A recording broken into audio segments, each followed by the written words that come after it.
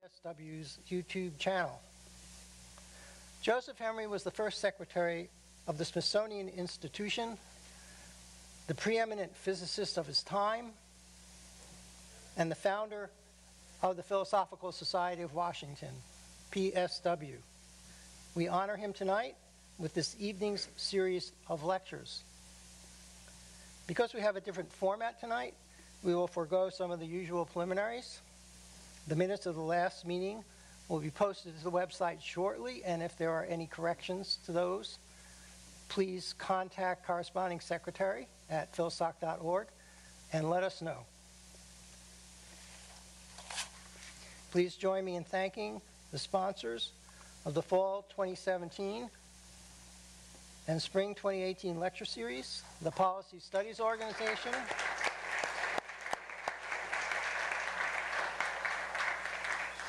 in cooperation with the American Public University and a generous anonymous donor. Also, please join me in thanking the sponsor of tonight's Joseph Henry Address, the law firm of Mill & White, Solano & Brannigan.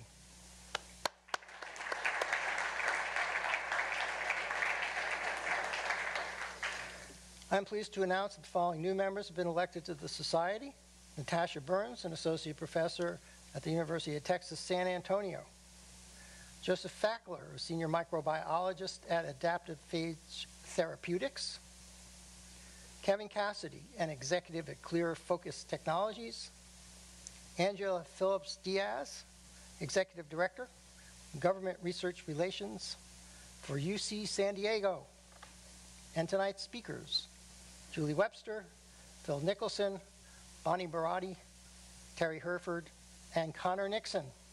Please join me in welcoming them to membership.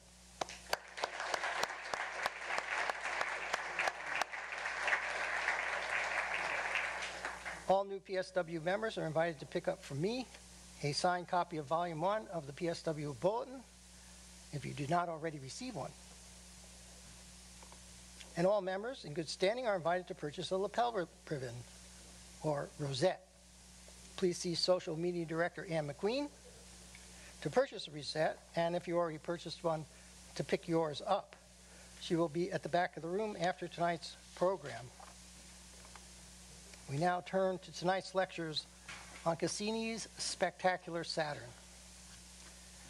Cassini was the largest spacecraft ever sent to the outer planets, over 12,000 pounds at launch.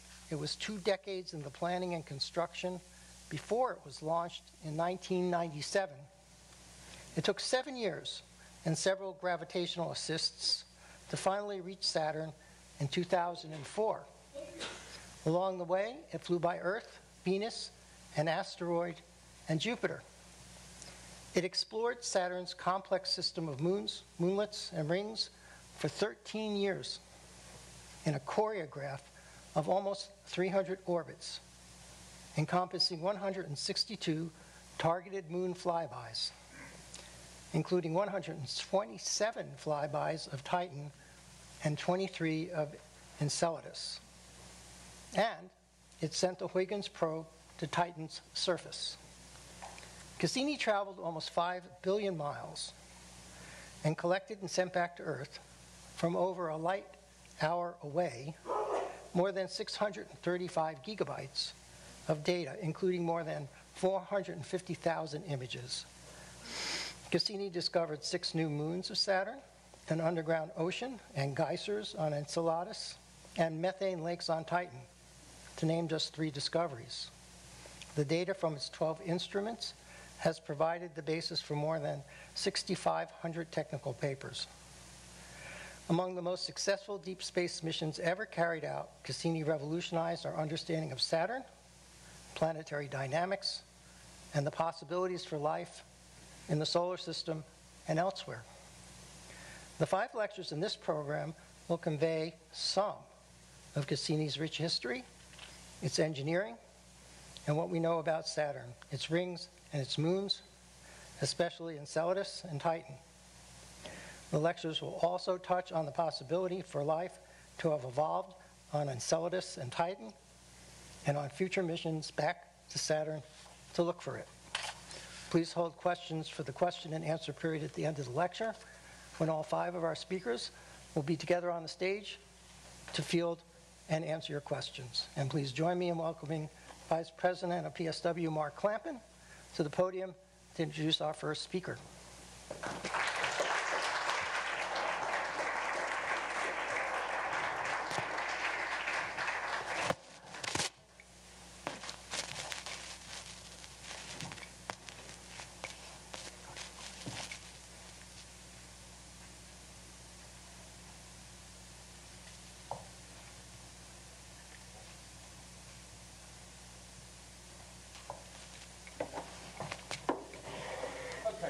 It's my great pleasure this evening to introduce each of our speakers. Our first speaker, Julie Webster, is the manager of the Cassini Spacecraft Operations Office and concurrently serves as chief engineer of the Juno mission to Jupiter.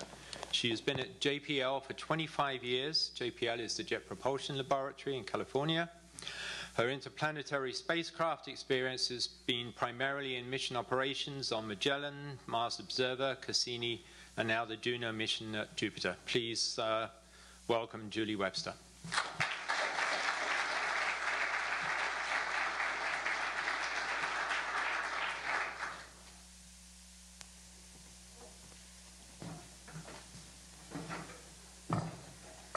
Well, thank you very much. Thank you all for being here. I was doing really good until I saw John Cassini in the audience, or he saw me. Now he's going to tell me when I lie about any part of this. So if he corrects me, I'll graciously accept that. So one of the best things about the format tonight is there's 1 engineer and 4 scientists. So the first thing I did was get to rip out all the science pictures, which I never could explain, out of mine, and I only have to talk about what I truly know about, which is the spacecraft. I do include this picture though, because I think this picture was from 2006. It's one of the most marvelous pictures. It's taken at conjunction, so the sun is behind it and you can see all the extra rings that you never can see in the light. But I want to start out with, and John, you just keep quiet. I want to start out with the fact that this whole thing started in 1977. So for 41 years, starting with the Voyagers and Voyager's Grand Tour, the whole Saturn, the Jupiter-Saturn experience really has been going on that long. And they launched in August and September 1977. And Voyager 2 launched first.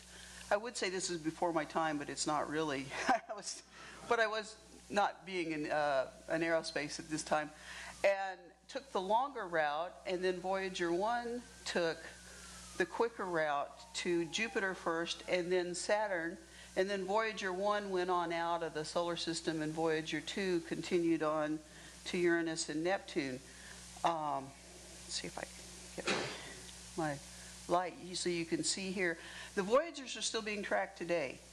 They've got a few more years. They've got a 20-watt amplifier that's broadcasting almost 17.5 light hours away. So you send a command this morning and you come in tomorrow afternoon to see if it worked. Very, very impressive. There's never going to be anything like them. I think they were. I love the word audacious for these guys. That was an audacious mission.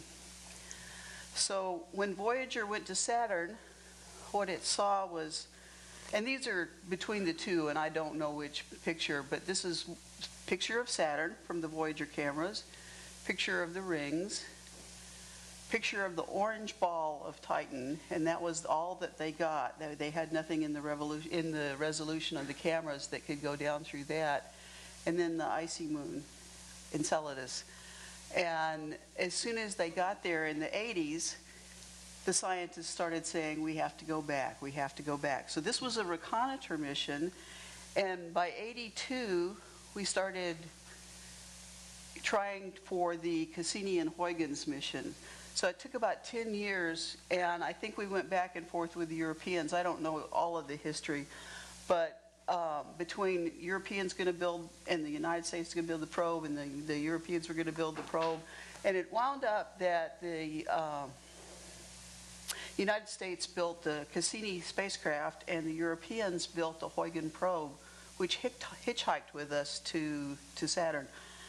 So Cassini is truly an international mission, and several people in this room know that that almost saved us from being canceled. When this was originally in 1992, a Cassiniana craft, Comet Rendezvous and Asteroid Flyby mission, and the craft mission was summarily canceled, and there was quite a fight to keep Cassini.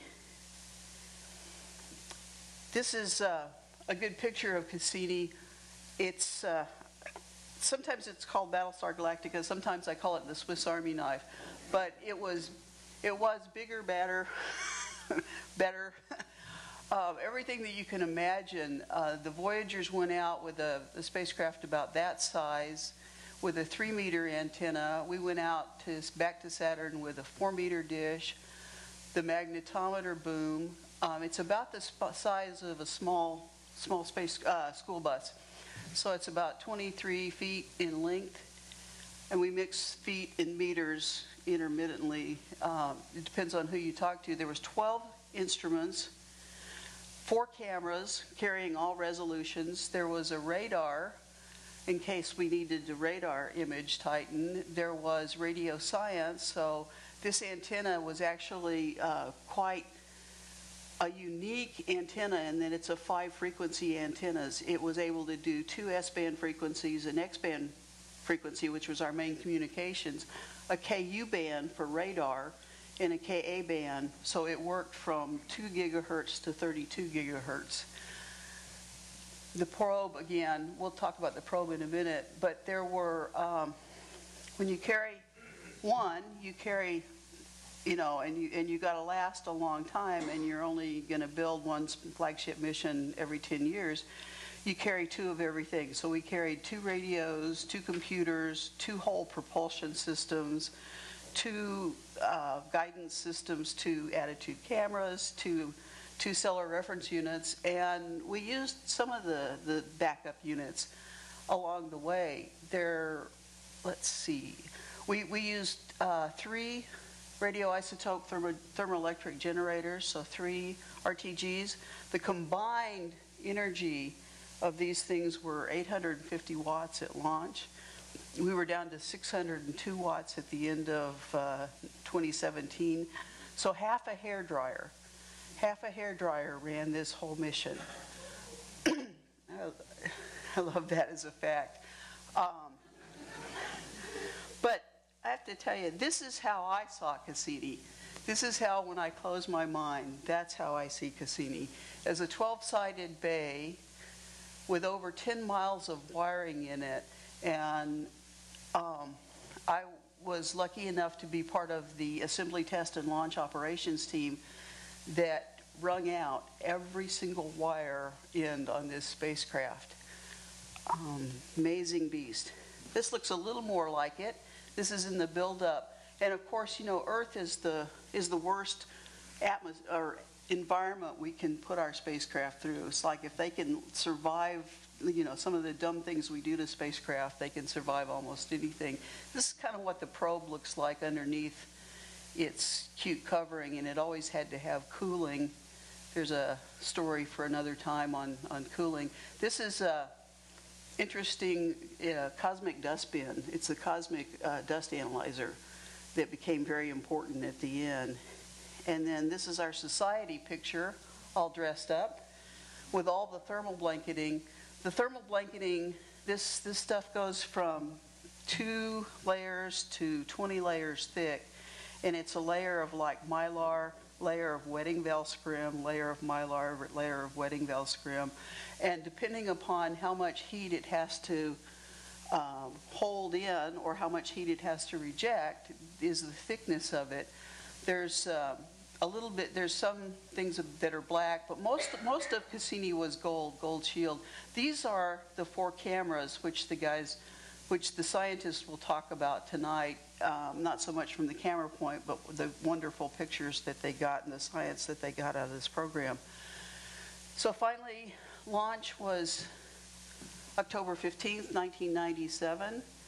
And one of the things that's important to tell you about Cassini is, as opposed to what you saw with the Voyagers, how they went directly to Jupiter and Saturn, we were so heavy and so big that even with the biggest launch vehicle at the time, which was a Titan 4B, we still had to go here and then go by Venus and then swing out here and get a gravity assist, and then we had to slow ourselves down to fall back in to Venus to get captured, to get another gravity assist from Venus, and then we finally got back to Earth swing by.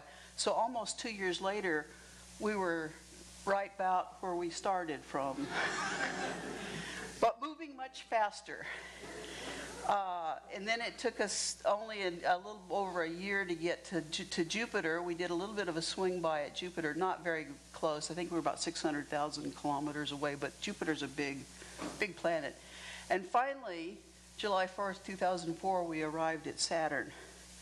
On the way, and these are the only two science pictures I keep in this thing, because I wanted to emphasize, on the way in, this is a picture of Phoebe, which is a captured Kuiper object. Did I say that right? This was Voyager resolution. So this is Voyager taken in 1980 and 81. This was Cassini's picture on the way in.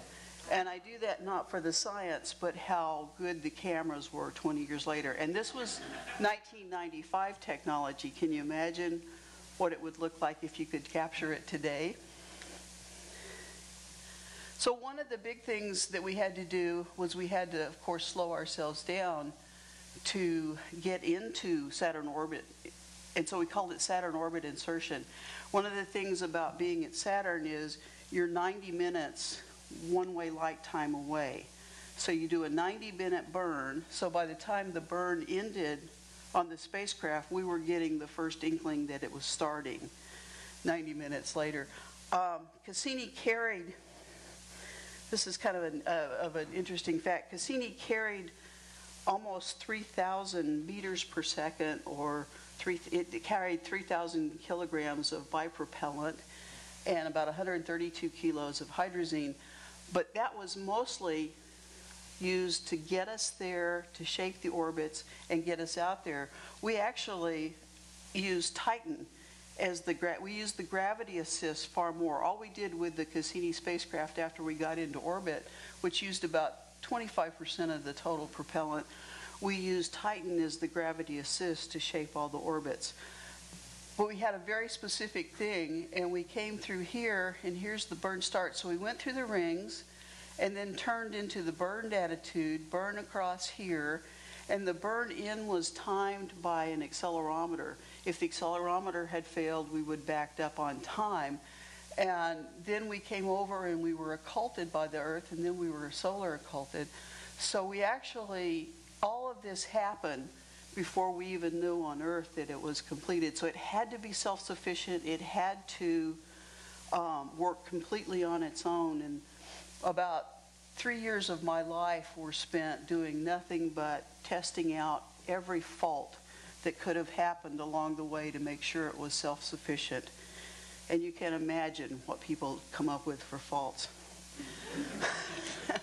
So the original tour was for 4 years, 2004 to 2008. We were going to go, and these are shaped by color. I think this one has the 2010 in here. This is the Iapetus orbit. This is the Titan orbit in here.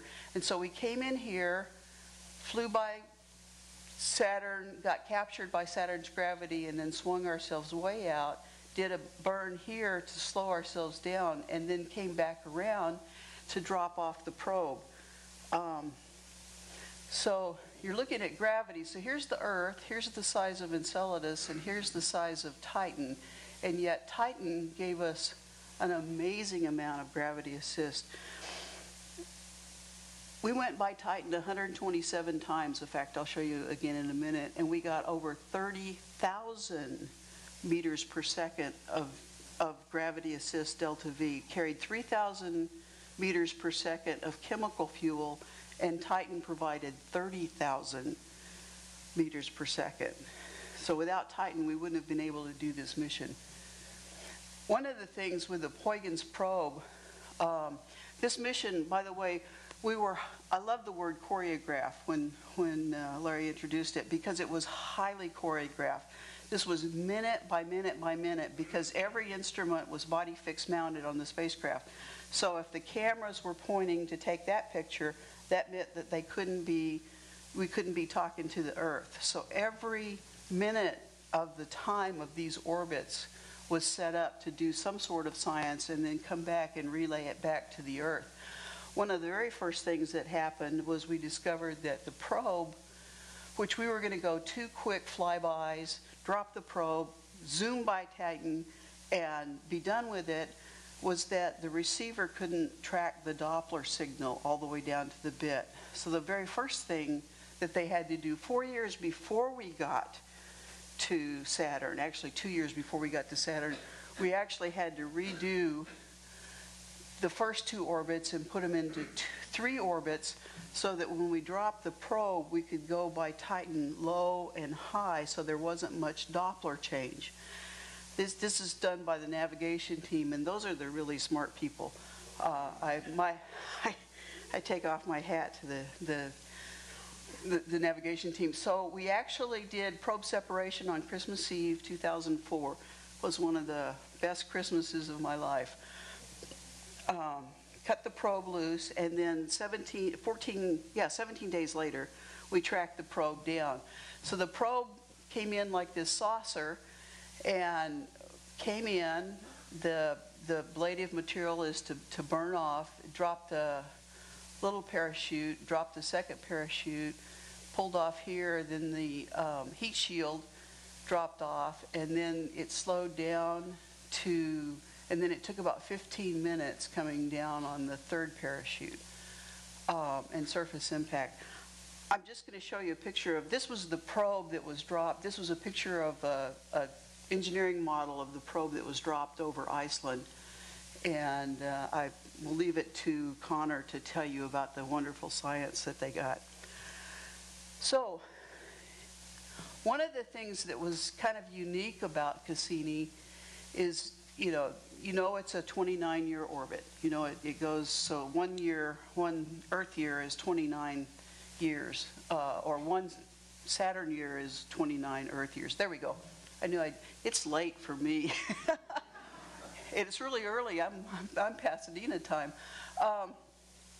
So the prime mission was designed between 2004 and 2008, and we got to close to 2008, and we had a perfect spacecraft. Nothing bad had happened. We had lots of fuel. We were doing great work. So the very first thing we did was ask NASA for a 2-year mission. Typically, you get extended in 2-year, 2-year, 2-year. And so we asked them for a 2-year mission because of some great discoveries on Enceladus that the scientists will tell you about in a minute. And so we went back to Enceladus several times between 2008 and 2010. But in 2009, the scientists said, with the way Cassini's mission works, it doesn't make any sense to go 2 years, 2 years, 2 years, 2 years. So we're going to ask for a 7-year extension. We're going to ask to go all the way to 2017. We're going to get a whole nother season on Saturn, and then we're going to end it. And so that's the way this whole mission was designed. Now, we did have to go back to NASA headquarters every few minutes or every couple of years. It seems like we were doing senior reports a lot. To tell them we were doing good, the science was still worth it, everything was doing great. But that's one of the unique things about Cassini was that 7-year extension instead of the normal 2 years, 2 years, 2 years, 2 years. And then the end. And so this is, Phil asked me to particularly put this in. I think it's in 2 or 3 of the other talks. But so kind of to summarize what I've been trying to tell you is we went in the northern winter season. We made it through all the way through spring in the equinox time. And then we got into the summer season. So we got in at the end of winter and made it to the beginning of summer. And that was very important for the science, and I think that was part of the revolution. Plus, it just took it takes a long time to put your story together. So again, 2004 to 2008, we did 127 flybys total. There were 47, I think, original Titans, and there was only these 3 Enceladus flybys. We were going to fly by this dead icy moon 2 or 3 times, image it, and get out of there. And of course, between 2006 and 2007, they started putting together the story that there was really some neat stuff on Enceladus, and so we needed to go back. So we added all of these Enceladus flybys. We actually had 23.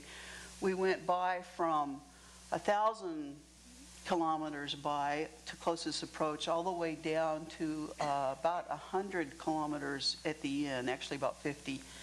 And we caught some of the other icy satellites and other flybys. But this, again, this was our engine. Every time we flew by Titan, we were getting between 800 and 1,000 meters per second of speed up to shape the orbits, to shape all of the orbits around. So if you put that all together, it looks like this. And I promise I won't play this too long because it makes me seasick, so I must do that to you. But if you can see the tie points, that's the Titan orbit. So those are the tie points coming. So you can see how every single orbit was shaped by flying by Titan in a particular time, in a particular angle. And we used all of our chemical propellant to really just shape to get to Titan, the right time, right place, right angle for the next shaping orbit. Which is another reason why this was such a unique mission. Most of the spacecraft go into orbit around another planet, and then they just go into orbit and orbit and orbit and orbit. And then we did the F-rings, and then we did the inside the rings. So that's the last 9 months of Cassini's life. From November 2016 to September 2017 was this 20 orbits outside the F-rings, the yellow, and then 22 orbits inside the orange.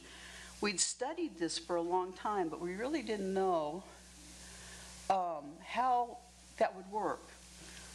You know, we didn't have any feel. I mean, we did. We studied and studied and studied. We had the best Saturn experts in the world, and we were trying to hit just a really narrow corridor in there. So we did 42 orbits of the F-rings, and then 42 short period orbits. And once we went in, so we were trying to fly below the D-ring and not hit any of the dust. So this is the atmosphere, or the distance from the center of Titan in kilometers. So this is 65,000 kilometers. So we flew this 20 orbits right around here, and then we got a distant 100,000 kilometer flyby of Titan, and it pushed us from here to here. And then we flew another 22, and then finally got into the captured. And the difference between, this is all ballistic. The only thing that's shaping those orbits was Titan. That was it. And it wasn't very close during that time. So we jumped down here. We had about a 1,200 mile, 2,000 kilometer roughly corridor that we thought was safe. It was below the rings, so we weren't going to hit dust, and it was above the capture atmosphere so that we weren't going to slow down too much and crash before we wanted to. So it looked like this. We kind of had 7 seconds of terror every 6.5 days. I love that picture. And again, there's Earth and Sun in the distance. So every 6.5 days we did this 22 times, and got some of the most amazing outside-in pictures of Saturn that I think will be done in my lifetime anyway. Looking at it from a different view, so this is the final day. So this is the last day of Cassini. This is November 14th to 15th, 2016. And you may realize that we all talked to the Deep Space Network. So we talked to Goldstone, we talked to Madrid, and we talk to Canberra. So as the Earth turns, you can always be in view of a spacecraft, or the spacecraft can always be in view of the Earth. So we're relaying the data back over Goldstone, and then Canberra comes into view. We're relaying the data, and now Canberra is the only thing that can see us. Canberra, if I did it correctly. And we're coming down, and Canberra is catching us at the end. So, boy, I hit 25 minutes. So this is it. This was 13 years at Saturn, color-coded by year. This was the 2004, the big swings, and all the way into the end. And there's our logo. You can go more into more of that. And this is the end of mission. Okay?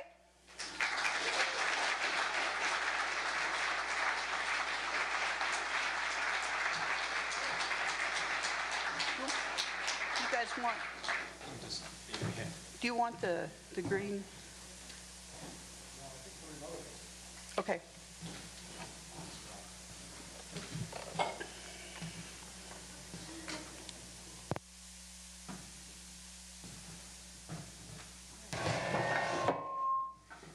So our next speaker is Professor Philip Nicholson, who is a Professor of Astronomy and Acting Director of the Center for Astrophysics and Planetary Science at Cornell University.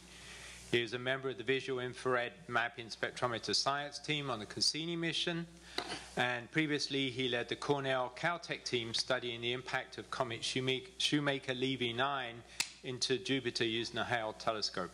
Phil's research centers on two main areas: the orbital dynamics of planetary ring systems, and natural satellites and infrared observational studies of planets, their satellites, and their rings.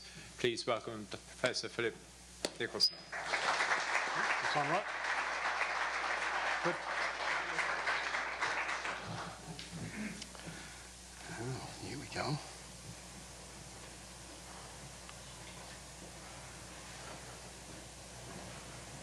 Good. Ooh, a little loud. Oh, double. So, Julie cheated a little bit. Only on this picture. She said she wouldn't show any science, and then she showed the best picture. But it's been shown a lot of times. It appeared on the front cover of National Geographic. I forget which year, but it's got lots of airtime. Nevertheless, it's an absolutely gorgeous picture, so it's always worth showing again. As Julie said, this is a backlit picture. The sun is actually here. Actually, the sun is here. You're seeing the refracted image of the sun, bent around by the atmosphere. So the sun is behind the planet, and that's the only time we can look at the sun in the mission. Julie, well, maybe not Julie, but the project in general frowned upon us pointing the cameras and the infrared instruments at the sun directly. So we could only look towards the sun during times like this when the sun was eclipsed conveniently by Saturn. But scientifically, the nice thing, as Julie said, is that you get to see these outer components of the rings. This is the E ring. This is the G ring here. The F ring is actually this very bright one here, and then the D ring is in here. None of those rings can you see very easily under normal conditions. They're tenuous, low optical depth rings. They don't reflect light very well compared to the other rings. So we did this several times in the mission, but this was the best mosaic we got.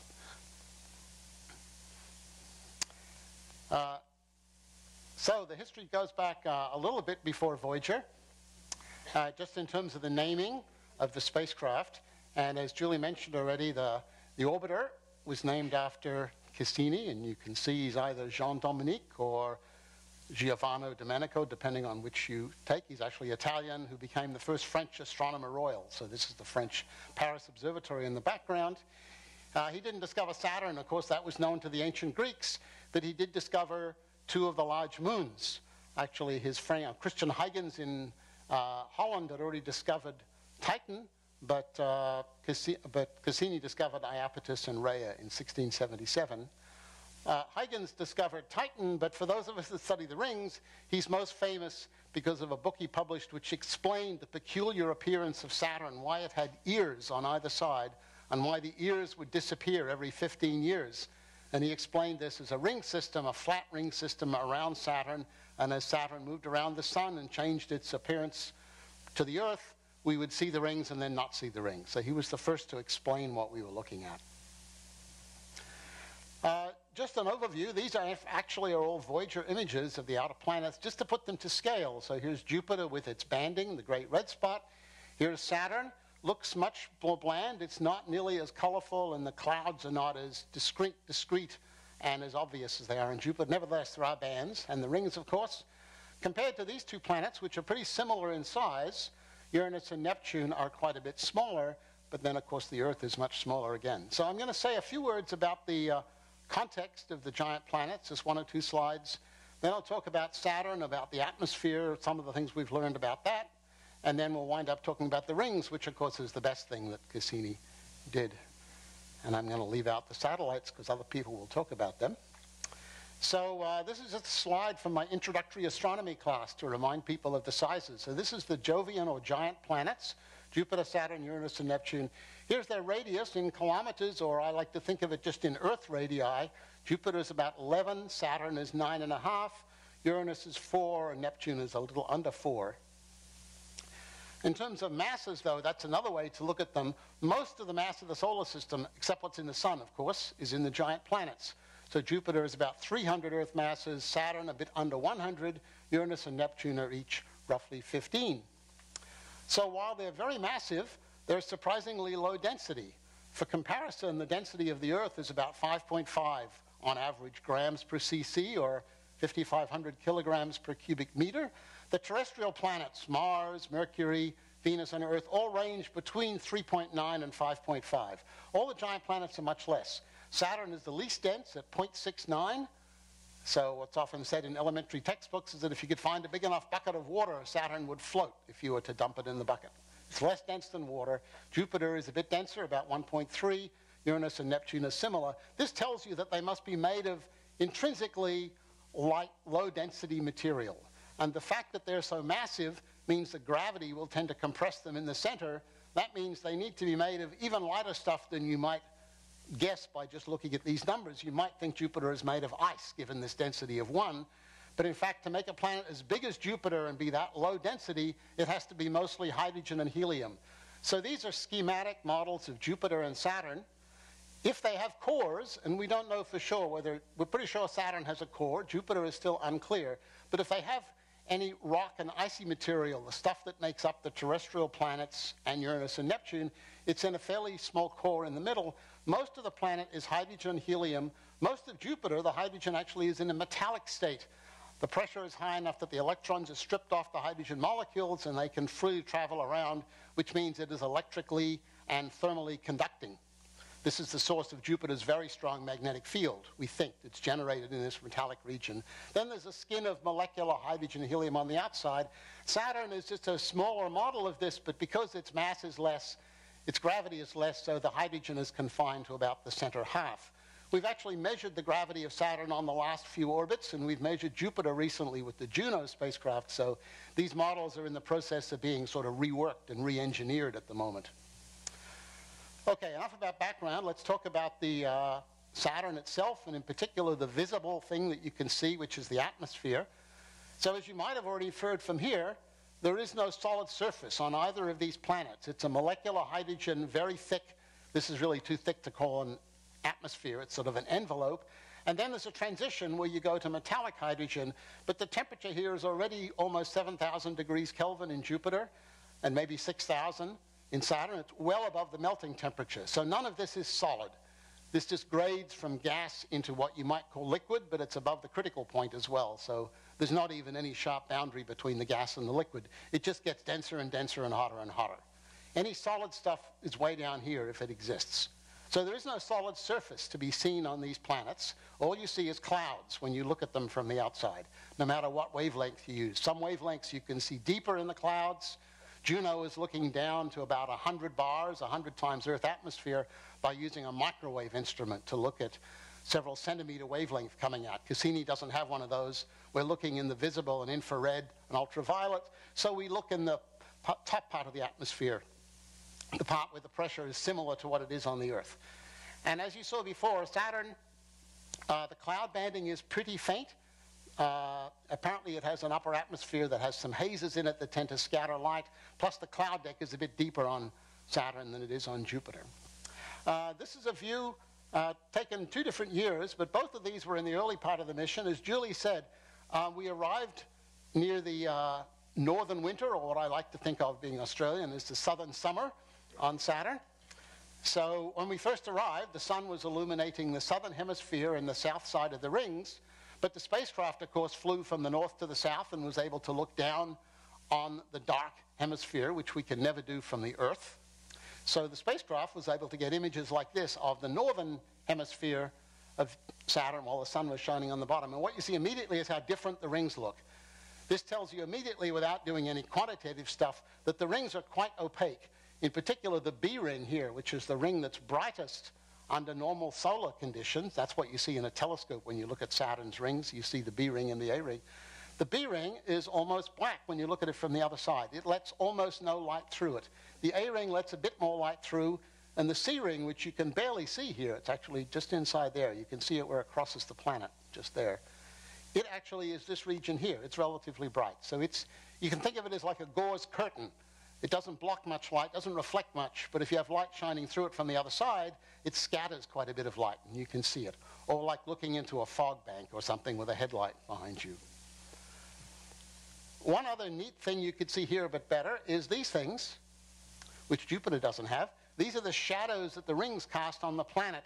And these are amazing. The geometry keeps changing as the elevation of the sun changes. It's incredibly complicated and interesting. If you lived on Saturn, if you could do that, not only would you have day and night to deal with, you'd have ring shadow to deal with. It would be a very complicated pattern of sunrise and sunset and light and dark.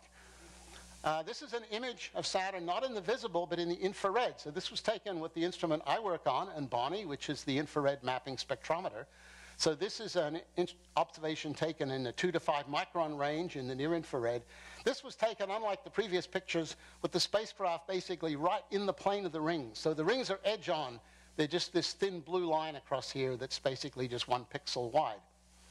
But here's the sunlit side of the planet. The sun is over here. In the infrared, we can see the back side of the planet, the dark side, which you can't in the visible. There's no light to be reflected.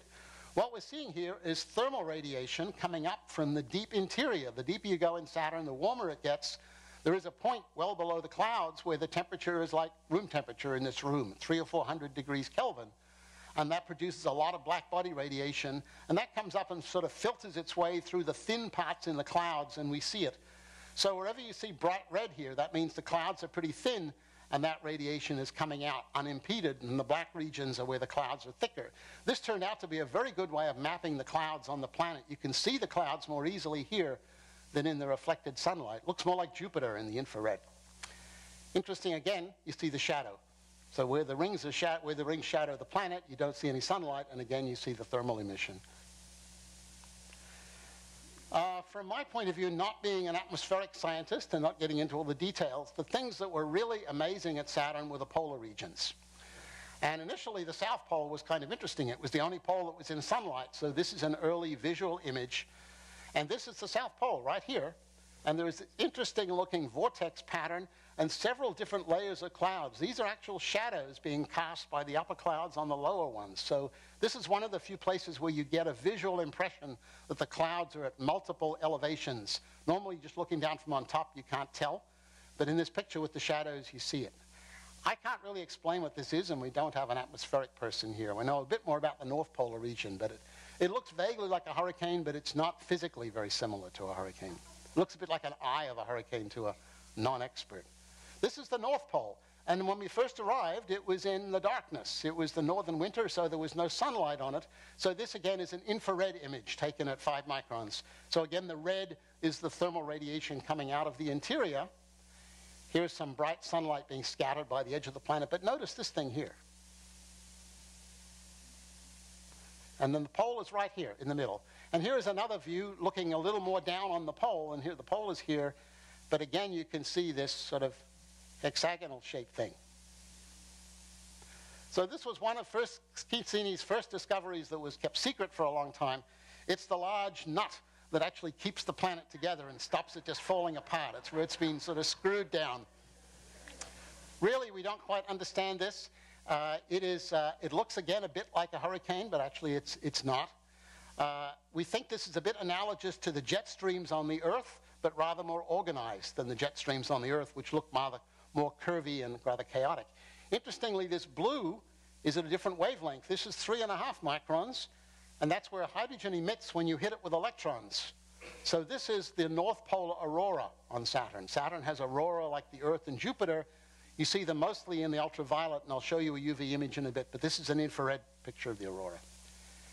And then finally, this is just another view of the vortex, which is so wonderful. So here's this North Polar vortex. You see the hexagon a bit better. These are measurements of the wind speed going around here at different latitudes. And you can't really see the scale, but the hexagon here is about 78 degrees latitude. There are circles here at 70 and 80 degrees latitude. And this is the wind speeds measured from tracking clouds versus latitude. So this is the pole. So there's a big raceway of high-speed winds that run around where the hexagon is at about 78 degrees. They get up to 120 meters per second. That's about 250 miles an hour relative to the interior of the planet. But also when you get right near the center, the winds again get up to about 120 meters per second before dropping precipitously to zero right at the pole. So I'm told that this is a classic picture for a vortex on the Earth, except most vortices are much, much smaller. But think of the vortices produced by big planes when they take off from airports or something. This is a much giant version. On the very last orbits of the mission, we tried to do several different things we couldn't do before. And the atmospheric people were asked to come up with something they would do. And they said, well, we could do a complete strip from the North Pole to the equator on these final orbits and stitch them together. And this is what they did. So this is a series of images taken by the camera in the visible. This is a similar series of spectra taken by the infrared instrument. So this is the North Pole. That's that hole right at the North Pole. And this ends up almost at the equator. And you can see as we got closer and closer to the planet, the field of view got smaller and smaller. And there's a movie being made of this that you can see online that's really quite incredible. The amount of detail to see in the clouds here is amazing. It's about 10 times better resolution than we saw in the rest of the mission. As I said, away from the poles, there isn't so much going on Saturn, but there are some isolated storms. This was the biggest one that was seen. We were lucky to see this one. It blew up in 2010 and lasted for about a year. It started here and then spread around this latitude, and by the time it was finished, it had spread all the way around the planet. This is a visible view. This is an infrared view. And here's a mosaic. So this is stitched together. This is the whole 360 degrees, so a strip taken. Well, you know, we spent there sitting there for 10 hours watching the planet rotate to get a full mosaic. So this is when this cloud pattern had managed to go almost all the way around the planet. And this is a blow-up of the head region. And the reason to show this, other than the interesting-looking swirls, it looks a bit like some pictures you've seen of Jupiter clouds. Notice this little blue spot here. And a short time later, another mosaic, a partial mosaic, was taken of the same region. So I'm not sure how much later, 30 minutes later.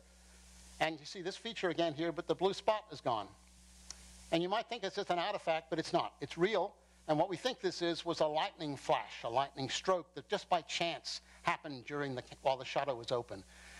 It supported the view that already the atmospheric scientists had, is that what you're looking at here is something analogous to a giant thunderstorm outburst on the Earth. And not surprisingly, you might be lightning connected to that.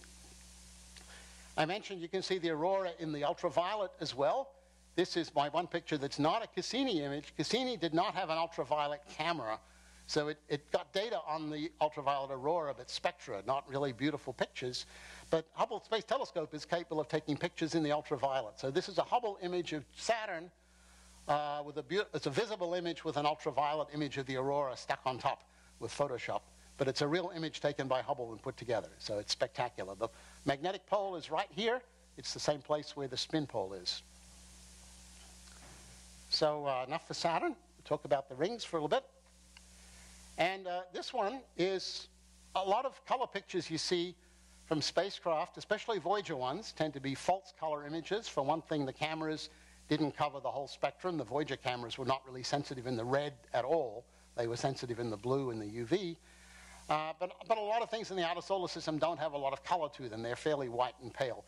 But this is an attempt to make what we think is close to a true color image of the rings. So if you were actually on a spacecraft and out there looking at the rings, you would see something like this. They're kind of a yellowish tan color. This is the A ring, the B ring, and the C ring. The gap in between is known as the Cassini division, named after Cassini, because one other thing he discovered was it was not just one ring, as Huygens had seen, but two rings, the A and B rings. This is the F ring out here. I said F ring was hard to see normally. It's just barely visible. Here's a gap called the Encke gap. We'll come back to this in a minute. This is kind of cute. Julie mentioned that once we got our first extended mission for 2 years, one of the arguments we made for that was that in 2009, the sun would go from the southern hemisphere to the northern hemisphere.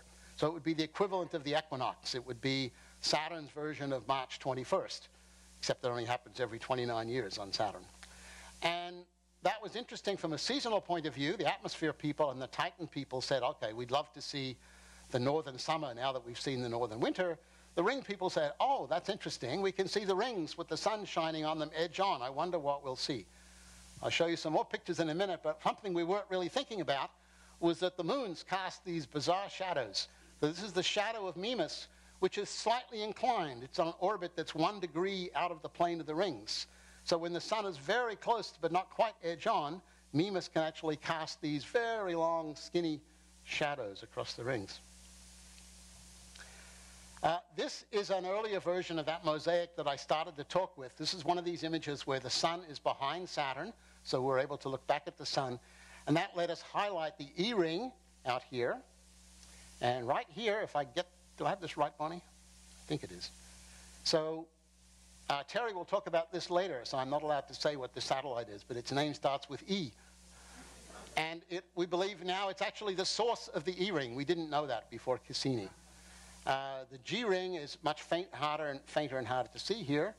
The F ring, though, is quite bright. It's this narrow, detached feature. And this whole inner region, if you look back at one of those earlier images in sunlight, you would not have seen anything here. That's the D ring, and it is so transparent that you don't see it under normal conditions. This is an infrared view of the same region, so you're looking at the back side of the planet, again showing O, B, and C, and then the F ring out here. Infrared people like to show pictures of wiggly lines, but we always get told, why do you guys show these meaningless pictures of wiggly lines? But I was told there would be some scientists in the audience tonight, so I figured at least one set of wiggly lines was okay. So these are actually spectra taken by the VIMS instrument of the rings from 1 to 5 microns, which is the range our instrument covers. And they all look fairly similar in shape. The different colors indicate different parts of the ring, ranging from the F ring, A ring, B ring, through C ring. But actually, except for absolute brightness, they all look roughly similar. They all have these strong absorption bands here at 1.5, here at 2 microns, and a very strong absorption band at 3 microns. These are all characteristic of water ice in any of its various forms, either snow or solid ice.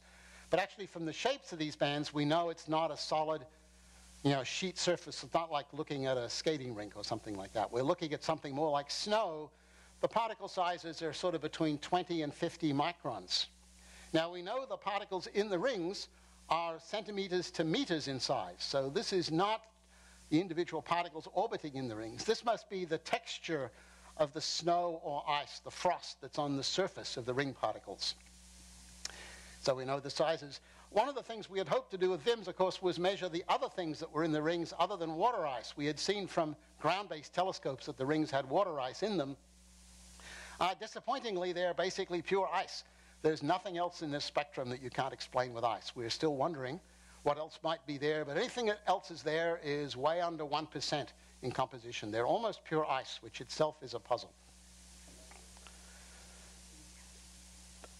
If you look at images of the A ring at reasonable resolution, you see lots of these things. You see these funny looking things that look like sets of concentric circles when you look down on them. They're actually waves that are propagating in the rings.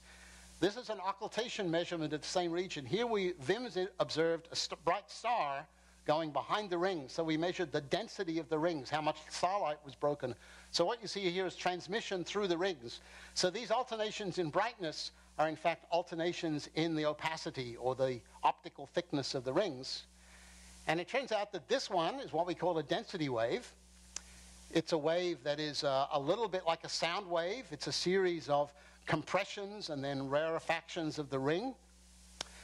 It's actually controlled by gravity, so it doesn't work the same as a sound wave, in which pressure is the important thing, but it looks rather like a sound wave in that there are alternations in density.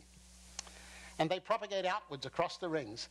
This one turns out to be different. It propagates inwards. This is a vertical wave. This is if you took a rug here and shook the rug vertically, or had a slinky and shook it and let the slinky propagate waves down the line. So we call this a bending wave or a vertical wave, two different kinds of waves. They were predicted theoretically. They were first studied in galaxies, and they were, in the early days, this was a theory for the spiral structure in galaxies. In fact, it turns out these are not concentric circles. They are extremely tightly wrapped spiral patterns. So each of these is a four-armed spiral. So every fourth bright peak is the same feature wrapped 360 degrees around again and come back. Incredibly tightly wrapped. Just like galaxies, but galaxies are much less tightly wrapped. Here's another view, an optical image of one of these density waves, and this is an attempt to give you an idea what it would look like, but not to scale. So this is that same wave. So it has four arms. This one has 6 arms. So there's 6 sources here, and if you follow this around, there are 6 spiral arms here. But to make this image visible, we basically expanded the radius scale by factors of many thousands compared to the true rate. I mean, in reality, this is all compressed into a very narrow radial range. These turn out to be very useful tools. It turns out the wavelength of these waves is a direct measurement of how much mass density is in the ring. So we know that the A ring is about 40 grams per square centimeter of mass in the rings. That means if you took the rings and squeezed them down to the density of solid ice, they would be 40 centimeters thick. If you want to visualize how much stuff is in the rings, there's about half a meter's worth. In reality, it's spread over about 5 to 10 meters. But if you compressed it all, it's about half a meter. By comparison, the Earth's atmosphere, if you squished it to water density, would be the thickness of... Somebody must know? No. The Earth's atmosphere. No scuba divers in the room. No, about 10 meters. About 30 feet if you squash the Earth. So if you go down 10 meters in the ocean, the pressure doubles compared to the surface pressure. So the rings are 20 times less stuff in them than there is in the Earth's atmosphere. There's not much stuff there. I'm going to skip quickly over these if I can. These waves driven by satellites, these density waves and bending waves, are mostly out here in the A ring, and they turn out to be driven by resonances with the satellites. There are places in the rings where the orbital period of the ring particle is a rational multiple of the period of the satellite. So this particular one is at the 5 to 6 resonance with the satellite Janus. That means the ring particle orbital periods are 5/6 of Janus's period. So it's the satellites that are actually driving these waves. I'm sorry, I neglected to say that. This is another example of a Janus wave. But it turns out in the C ring in here, there are also some waves, but you don't see them at normal resolution. This is again another one of these occultation profiles, watching a star go behind the rings. And if you blow up this region, you see this, and you begin to see a couple of these things that look like noise spikes actually turn out to be little multiple jiggles. And then if you take this one and blow it up even more, you can see it's really a nice wave. And it turns out to be like those bending waves in the rings, except there are no satellite resonances here. And we wondered about what these were, but it turned out some very clever people back in the 90s had guessed this. A couple of these were seen in the Voyager data, but not well understood. And what we think they're due to are oscillations inside Saturn. So it's analogous, we call this chronoseismology in the hope that people would think of it as analogous to terrestrial seismology, but better still, analogous to helioseismology. The sun oscillates in all sorts of different modes, presumably triggered by convection in the interior. We think this is a similar thing. There are modes oscillating inside Saturn. This just shows you cartoons of what some of the low-order modes might look like. The ones that generate things in the rings are these ones down the diagonal, the ones where you have sort of orange slices, and the white and dark represent regions of higher and lower density. And as they rotate, they produce a rotating periodic term in the gravitational field, and that's what looks to the rings just like a satellite perturbing them, and it drives waves just like the satellites do. But we're in the process of understanding these things, and in the end, it's going to tell us quite a lot about the interior of the planet. But I can't tell you what. But there's a whole bunch of these, and we've been able to identify how many arms are in the spiral pattern. So some of them are 3-armed, Some of them are 4-armed, some of them are 2-armed, but the biggest we found is a 10-armed one. And this is all by putting different occultations together. So, getting near the end now. So we've mentioned already a few times that you could look at the rings when the sun was edge on, so we thought this would be interesting. So this is such an image. This was taken in August 2009. What is strange about this picture compared to the ones I showed you before? This is a visible image. It's not infrared or anything like that, and the sun obviously is over to the left here somewhere. Notice the rings are much brighter here. This is the lit side, well, sort of. Yeah, the rings are almost edge on to the sun, but kind of this is the lit side. The rings are much brighter here than over here. Why? The answer is you're not really seeing them in sunlight. The sun is so close to edge on, it's hardly illuminating the rings. What you're seeing is the rings shining in Saturn shine. So this is like looking at the dark side of the moon and seeing it illuminated by reflected light from the Earth, which you can see under new moon conditions. So this is the rings shining by Saturn. Saturn is very big if you are standing here on the rings. It's not like the moon and the Earth. Saturn fills half the sky from the rings' point of view. But you see some other really neat things in this geometry when the sun is edge on. So this is the edge of the B ring right here. Sun was coming in from this direction. And there's all this weird bright structure here. This is some kind of vertical structure. We loosely refer to these as the B ring mountains because that's what they look like. But really we don't know what they are. The main rings are about 10 meters thick. These mountains are actually casting shadows that are a bit hard to see here. But from the length of the shadows and the geometry, we know these are about 1 kilometer high. So these are 1 kilometer size, some sort of irregular vertical structure in the rings that we never suspected before. This is the outer edge of the A ring. And here the edge of the ring doesn't do anything, but there's a gap here called the Keeler gap. And the edge of the Keeler gap also has vertical structure, and you can see the mountains casting shadows. This is one of the small satellites in the ring, Daphnis, and actually it's big enough, it's much thicker than the ring is. It's a few kilometers in size, so it also casts a nice shadow. So you see quite a bit of this. These are, the ones outlined in green are these bending waves in the outer A ring. The other ones are density waves, most of these other features. The bending waves, since they involve material being displaced up and down vertically out of the rings, that's like flying over a country when the countryside with shallow undulations at sunset, and the very low sun angle picks up undulations. Those of you that have flown and landed in Rochester have seen the drumlins up there. Absolutely wonderful if you see them close to sunset. So these bright features here are in fact these bending waves, either two of the bending waves, highlighted by the edge on. Again, here's Daphnis casting its shadow. So I want to end saying a little bit about perturbations on these edges. That's something else that we quite understand. What we know is that the outer edge of the A ring here, we've known for a long time, even since Voyager, that this is near the 7-to-6 resonance with Janus. So it's at the point where the orbital period is 6/7 of Janus. And theoretically, a theory was developed in the 70s to say that that interaction between Janus and the rings through the resonance could actually exert a force on the rings. And essentially, the satellite acting at a distance pushes on the rings. It really pushes it by generating waves in the rings, and momentum gets transferred from the satellite, actually from the rings to the satellite. So it's paradoxical. It's gravity, but it acts like a repulsive force at the resonance. So we think that actually keeps the edge of the ring where it is. That's why it's so sharp. And the prediction from that, which was never testable by Voyager, was that if that was real, you would expect to see a perturbation on that edge that would have 7 lobes in it. There would be a 7-lobed oscillation around the ring. And lo and behold, Cassini saw that. So there's about 200 images that went into this, a lot of data. This is about 15 hours of observation, which is about 1 orbital period of the A ring edge. We just sat there with the camera, looked at the ring, and then let the ring orbit through the field of view so that we could build up a 360-degree mosaic. And this mosaic has been stretched the bejesus out of in the vertical direction compared to this direction. So this is all the way around the rings. This is about 1 million kilometers. This is 300 kilometers from here to here. But 1, 2, 3, 4, 5, 6, 7. So it's just beautiful. They're a little bit irregular, but this is the resonance showing itself in the real world. And so the resonance is really there.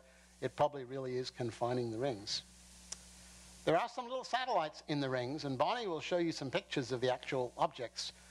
But the Encke gap and the Keeler gap in the outer A-ring each have a little satellite in them. Here's Daphnis, one in the Keeler gap, and it produces these little perturbations on the edge.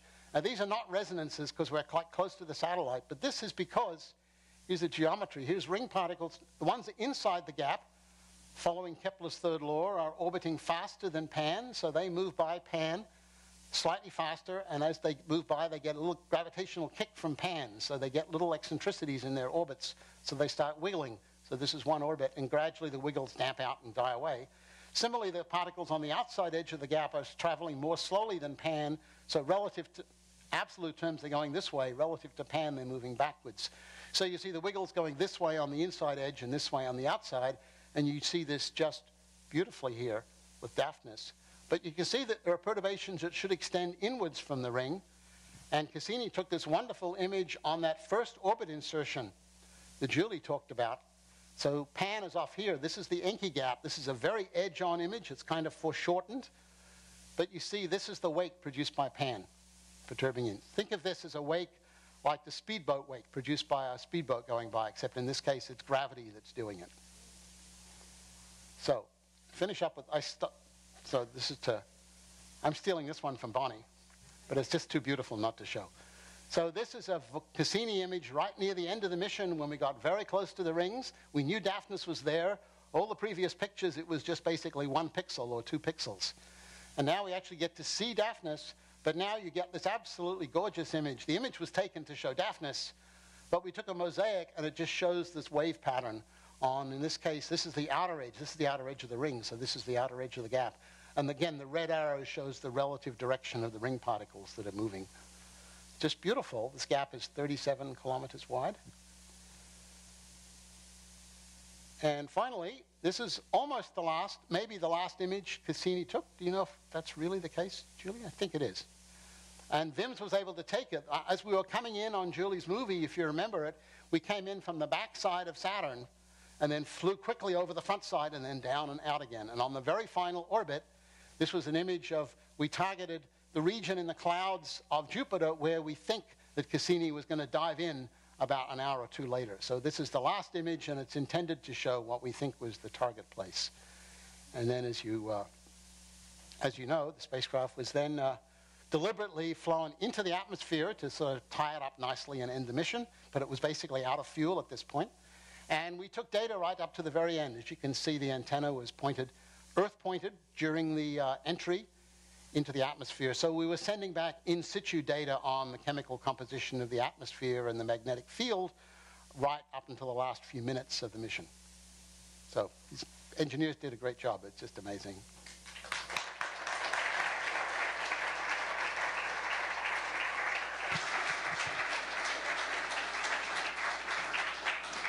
I might say after 13 years, the signal disappeared within a few seconds, I think, of when Julie and company told us it was going to go. It was kind of sad, but at the same time, it was a beautiful piece of engineering work at the end.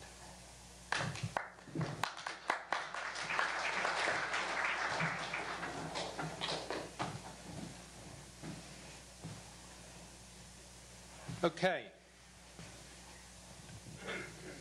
Our next speaker is Dr. Bonnie Buratti, a principal scientist and technical manager at NASA's Jet Propulsion Laboratory, who has expertise on the structure and evolution of icy moons and other small bodies.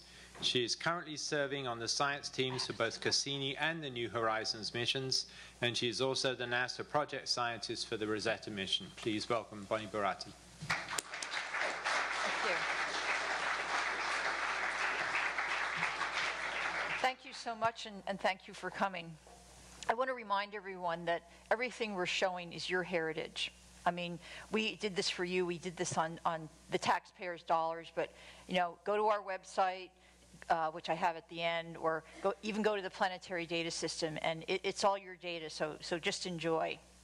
So Saturn has 62 moons, but we're only going to be able to talk about a few of them tonight. Two of the special ones, Enceladus and Titan, are going to be talked about by my colleagues. So just to summarize what I'm going to talk about, and I'm just picking a few of my favorites. I'm not even going over most of them, or all the important ones. So first of all, Pan. This is this object that is in one of the gaps, the Encke division in the A ring. Daphnis, which Phil already showed you that spectacular image in the Keeler Gap, Atlas, and Prometheus, which are two of these sculpting of what we used to call shepherd satellites, and then some more garden variety, but they're not really garden variety moons, Tethys. They're garden variety in the sense that they're regular, they're at least round. Dione, I'm going to skip Rhea because there are just too many things to talk about, and then getting on to Hyperion, Iapetus, and Phoebe.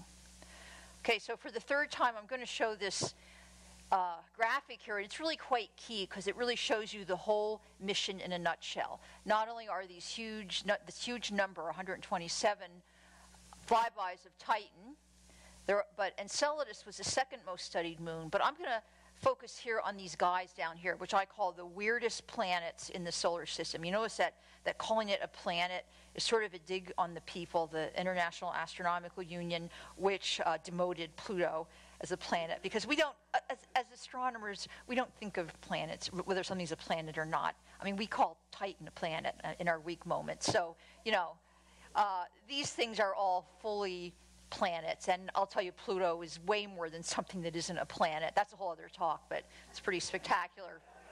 So, there's right at the end of the mission, we managed to get, which is kind of a whole new mission. Oops, now I goofed up here.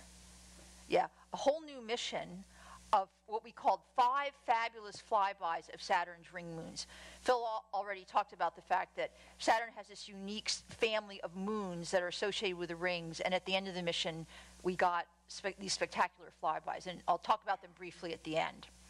Okay, so Julie showed this picture of Phoebe, and I first began my career as a planetary astronomer on the Voyager mission. Here is Voyager's best image. This is more than 1 million miles away. And this spectacular image of this captured Kuiper Belt object from the outer reaches of deep space beyond the orbit of Pluto. And if you get closer, there's one of the craters. The boulders, the smallest boulders you can see on there are about the size of a football field. So this mission brought us up close and personal to these moons. Now, there's another thing about Phoebe, and we were all thinking it as we entered Saturn orbit insertion, but we never talked about it, and that is that we observed Phoebe before we actually went into orbit around Saturn. And if the whole mission had failed, then at least we would have gotten this flyby. We also got some good images of Titan before we went into orbit, but lo and behold, we were successful. This is Dave Seal's rendition. Dave Seal was actually the mission manager, one of the first mission managers on Cassini. He's also a space artist, and this is a famous, I mean, it's all over the internet, image that Dave put together of an artist's rendition of what it looked like when Cassini was entering Saturn orbit. Now, I want to first talk about Iapetus, and the reason I want to talk about it is because it really is one of the major, it historically has been one of the major mysteries of planetary science. Phil had mentioned that it was discovered by Cassini, and immediately after he observed Iapetus, he realized that one half was as dark as tar, and then the other half was kind of like a bright icy surface. It might be about as bright as a snowstorm here, maybe about 2 days later. Fresh snow reflects virtually all the light that falls on it, but it gets dirty very quickly. But the fact that this ice here on this moon was quite bright implies that it's fresh. But on this side, this half, it was very dark. Even Cassini realized that, because like the moon, it keeps the same face towards Saturn, like our Earth's moon keeps the same face towards Earth. When Iapetus orbited, it was very dark on one side and then bright on the other. So he knew it was like this yin-yang world. And I wanted to show this picture because I'm a big fan of ground-based observing. And actually, this is some data from David Morrison that was published even before the Voyager images, where he managed to figure out, these are just kind of hand-drawn maps. He figured out, and his team figured out the reflectivity patterns on this moon by just watching how Iapetus orbited as it got bright and dark, and also when it went behind Saturn. Saturn, the edge of Saturn would like cut back bright and dark areas. He was able to derive these maps, and it is uncannily similar to some of these Voyager, and I think this is Voyager, and I believe these are Cassini, some of these images. He's got the polar caps, he's got this pattern, just to show you how valuable ground-based telescopic observing is, even though we have these spacecraft missions to go to these bodies. Okay, so we got what we call a sneak peek at Iapetus on New Year's Day 2005. This is after the probe. Julie talked about the probe that had been jettisoned that went to Titan. Between that time and when it landed, which was mid-January of 2005. Well, we weren't allowed to do anything on the spacecraft then because it was, here the probe had been jettisoned and it was a European probe, so we couldn't fail the Europeans, and here we were going to go on the surface, so we couldn't do anything. But somebody noticed that we were going to go very close to the orbit of Iapetus, and Iapetus was going to be there. So the scientists, of course, snapped to it and argued that we should look at Iapetus. There's always a tension between engineers and scientists, and this is a very pro-science. We had a very pro-science, engineering team and management, but we did have to fight a little bit, and we finally did get the sneak peek. And this is what we saw, completely dazzling and mind-boggling. We saw this bright part as expected, but look at this, we call it the Walnut Ridge, this band around the equator of Iapetus. We just, to this day, we still don't quite understand that. The best theory is that Iapetus had a ring, and it collapsed. It had its own ring, and it collapsed onto the surface. It sounds crazy, but that's the best thing we can think of. So we didn't get our real flyby of Iapetus. We have what we call targeted flybys, and that basically means we expend some of the fuel on the spacecraft to get close to the satellite, usually about 2,000 kilometers away.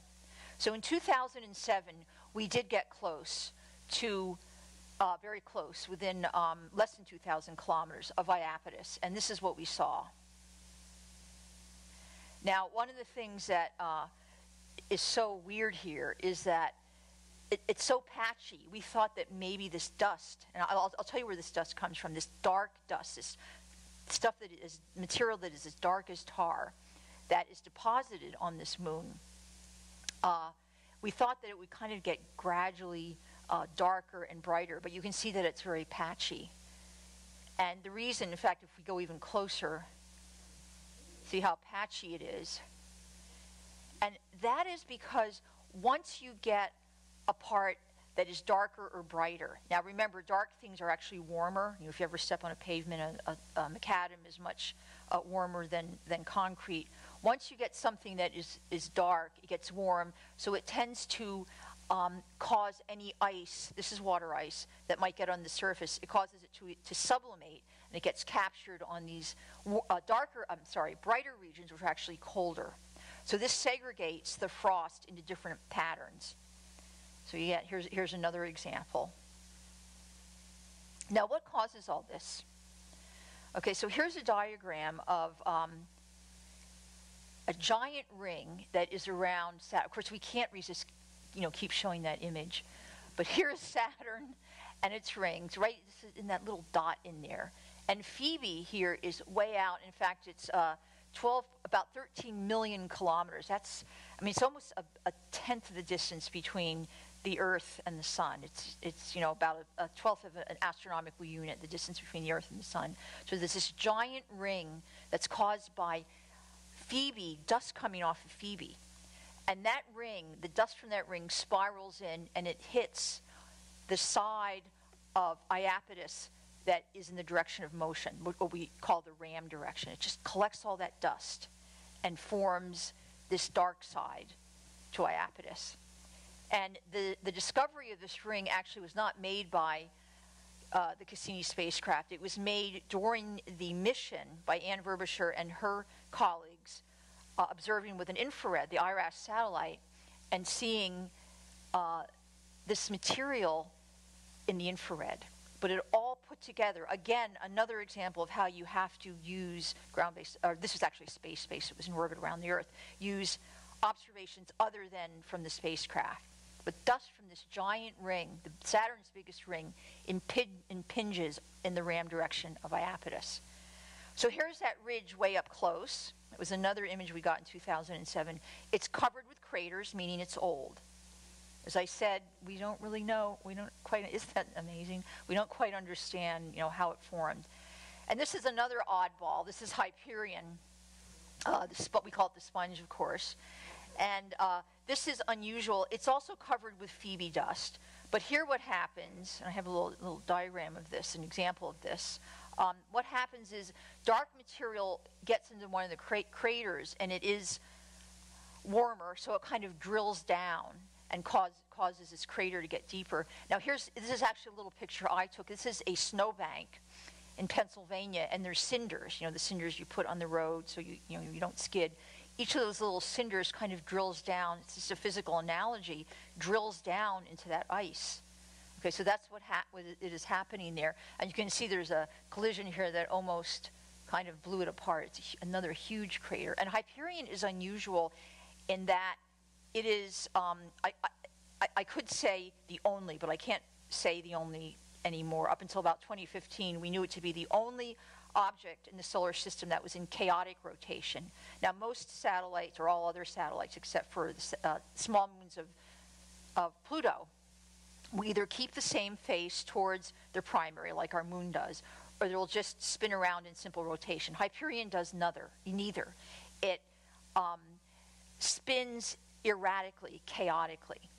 And at the time, before the Pluto encounter, we thought it was the only object that did this. The reason it does this is because it's so irregular and it has an elongated orbit. So it gets confused about its spin state and just moves around in this chaotic rotation. 4 of the moons of Pluto are also in chaotic rotation. We just discovered that, but that was in 2015. Okay, so Dione. Let's just move on to Dione. Dione is a very mysterious world. This was the best image by Voyager. And you can see these, what we called wispy streaks. And we thought that they were little, like maybe nitrogen or something, ice, nitrogen-rich ice that got in the surface. But when we got closer with Voyager, we saw, in fact, that it's a bunch of faults. They're just big geologic faults. Here's a good picture showing what it looks like.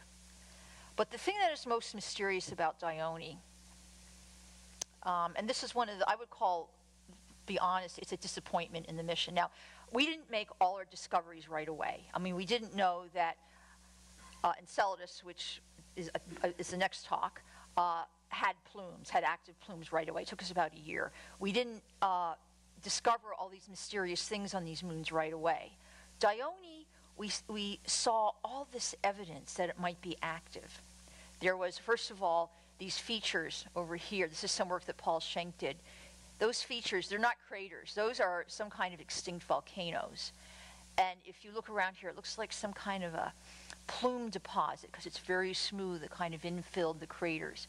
Here's an image that Roger Clark analyzed back in, I think, the end of 2005. And there's this aura around Dione. There is fields and particles experiments looking at the magnetic field, looking at like there was something from Dione coming out, perturbing the magnetic field. So there was all this evidence, 7 or 8 pieces of evidence that Dione was active, that it had plumes, and that maybe even had a liquid ocean. One of the things that the next speaker will be talking about is the fact that these liquid oceans may harbor primitive bacterial life. They have all the prerequisites for that. They have energy, they have biological molecules, prebiotic molecules, and they have liquid water. Dione may be such a world. We looked and looked and looked for some really good evidence of activity, like a plume in a photograph. Towards the end of the mission, we really focused on that, but we never found it. We're pretty certain that there's this ocean in the interior that may be similar to that of Enceladus, just to kind of whet your appetite for the next talk. But we have to go back and look at Dione better. How about Tethys? Well, here's another example of something we discovered late in the mission. We found these incredibly strange and odd red streaks, just painted. They look like they're painted on the surface. The next image is even better. These red streaks that are just basically painted on the surface. And we have, again, we really don't have any idea what they are. They might be something that is coming out from the interior, maybe a plume, maybe it's not an impact. They seem to be different in composition. They seem to be rich in organics. And if you look at them, they're kind of look like they might be some kind of a tidal or a cracking phenomenon, but it's really ongoing work. We don't have an answer for that. One of the scientists on the mission thinks it's all due to different particle sizes in the material that makes up these streaks. I'm a little suspicious of that, but we're still working on it. And again, these were discovered towards the end of the mission. Now here's another weird thing we saw. Blue pearls on Rhea. This is another thing that Paul Schenk discovered. And again, we have absolutely this is the same image, and this is in a filter, some of the filters that bring out these strange blue features. We think that, again, this might be an example of a ring around Rhea that actually collapsed onto the surface. Now, you might think it's crazy that a moon would have a ring. We think only planets have rings, but there's actually it's actually what's known as a centaur, which is a Kuiper belt objects. These are these objects, kind of asteroidal type bodies at the edge of the solar system, out at the orbit of Pluto and beyond. They move into the inner solar system, and one of them, Chiriclo, is its name, actually has a ring. Okay, so it's not so crazy that a moon would have a ring too. So we think that this strange pattern here, that maybe there was an ice-rich ring in the past that Rhea had, and it collapsed onto the surface. That's our best model. So I do want to talk about these ring moons, these crazy ring moons, wild and wonderful ring moons. So at the end of the mission, we were trying to get as many observations as we could, trying to do as much as we could, and a whole new mission kind of popped out, where we were able, during this final phase, the F-ring orbits, the 20 orbits that Julie talked about, where we were able to move the spacecraft right up next to the F-ring, right to the edge of the rings. This was before we plunged into the area between the rings and the planet. But we were able to get, actually, we call them 5 fabulous flybys, and they were the best ever observations of the ring moons. These are the moons that either are in the rings or at the edge of the rings. So here is just a summary of these 5 fabulous flybys. These were the dates going from the end of 2016 into April, which was the end of that period, the F-ring orbits. This is right before the dive, what we call the dive-in or the grand finale. So these were closest by, at least an order of 2, or, and here a factor of 2, an order of magnitude. And we got some just really odd images. Phil already showed this one, Daphnis. And this was a famous press release image where it shows these wakes. And that was the first, actually, image we got of Daphnis, okay? And that was the first time we were actually able to get a spectrum. As Phil mentioned, we were working on the infrared mapping spectrometer. This is the first time we were able to get a spectrum of Daphnis. And this led to a model, which I won't bore you about how these objects formed. We believe they formed with the rings, that they started out as a shard, one of the major shards from the rings. And recent evidence is that the rings may be younger than we thought. Okay, but I don't want to get into that too much, because science is always driven by disagreement. We don't like, we always disagree, and what is true today. When I went to graduate school, they were formed in the beginning. Now we think they're new. But anyway, these moons are formed from big shards of the ring that kind of accumulated more particles as time went on. So there it is with the wakes. Okay, here is some images of Pandora, and this was a great thing. We were able to get all of the instruments on. All the instruments were observing at the same time. Now, Pandora is one of these shepherd objects, and you can see it's accumulating ring particles. Here's an imaging observation. Here's our own instrument. Now, this looks pretty it only has about 1/10 or 1% of the spatial resolution of the imaging camera. We have 356 spectral observations, 356 wavelengths, and here are some of them. Okay, and PAN. It's another object in the inky gap. Here's a VIMS image. This is again, it has this skirt of material that was accumulated with time. There is a core body here with ring particles that it just accreted. And by the way, PAN was discovered by Mark Showalter on Voyager images that were obtained 10 years before he discovered them. Okay? So it's important to archive your data and have it for future generations. So here's the VIMS image, and here's just some of the other wavelengths we got. And here's Atlas, which is another shepherd. You can see that is really has like it's almost like we called it the tutu, because it really has a big skirt around it of accumulated particles.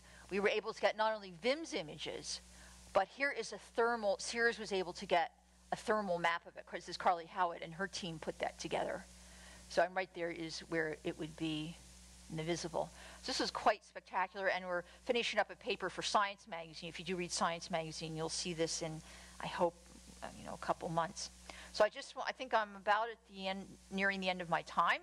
So I just want to talk about the questions. These are the major questions. What are the strange ridges and markings on these moons? We just don't know. The blue pearls, the walnut ridge on Iapetus, the red streaks on Tethys, we really don't know yet what made them. And this is the big question. I think Terry's going to be talking about this more on Enceladus and possibly the talk on Titan. Is there primitive life in the moon's subsurface oceans? Dione, as I mentioned, has a subsurface ocean. Enceladus definitely has. We're not totally sure about Dione. Is there primitive life there? Because all the conditions for life are there. How old are the moons and the rings?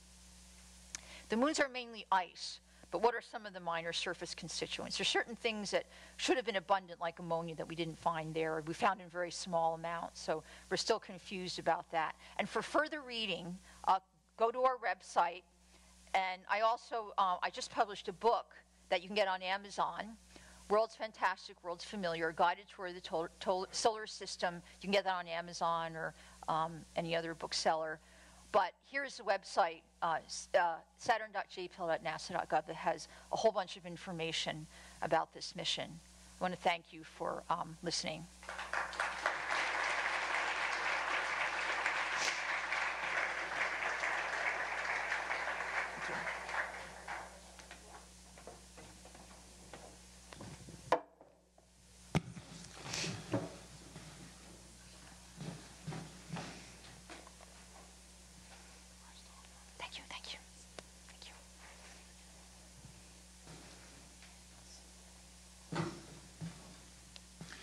Okay, so we're going to finish up with the last two speakers focusing on individual moons. Dr. Terry Hurford is a planetary scientist in the Planetary Geology and Geophysics and Geochemistry Lab at the NASA Goddard Space Flight Center.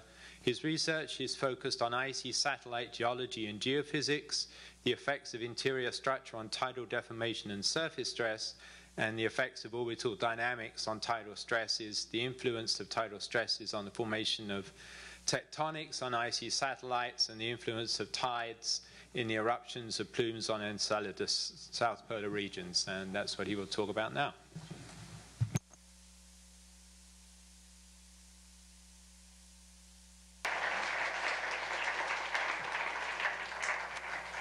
Thank you very much. Tonight, yes, I will be talking about Enceladus, this cryovolcanic ocean world, and really kind of how we interpret the Cassini data to kind of learn something about this surface and these eruptions that are coming from the south polar area. You've seen this image before, but I just want to give you the context for where we're looking in the Saturn system. We'll be looking at the small moon of Enceladus, which sits in the E-ring, as we mentioned before.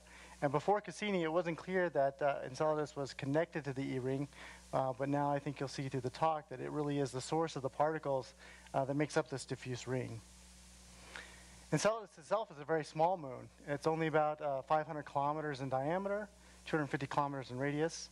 That's about the size of Arizona. If you've ever driven across Arizona, you've driven across basically the distance of Enceladus.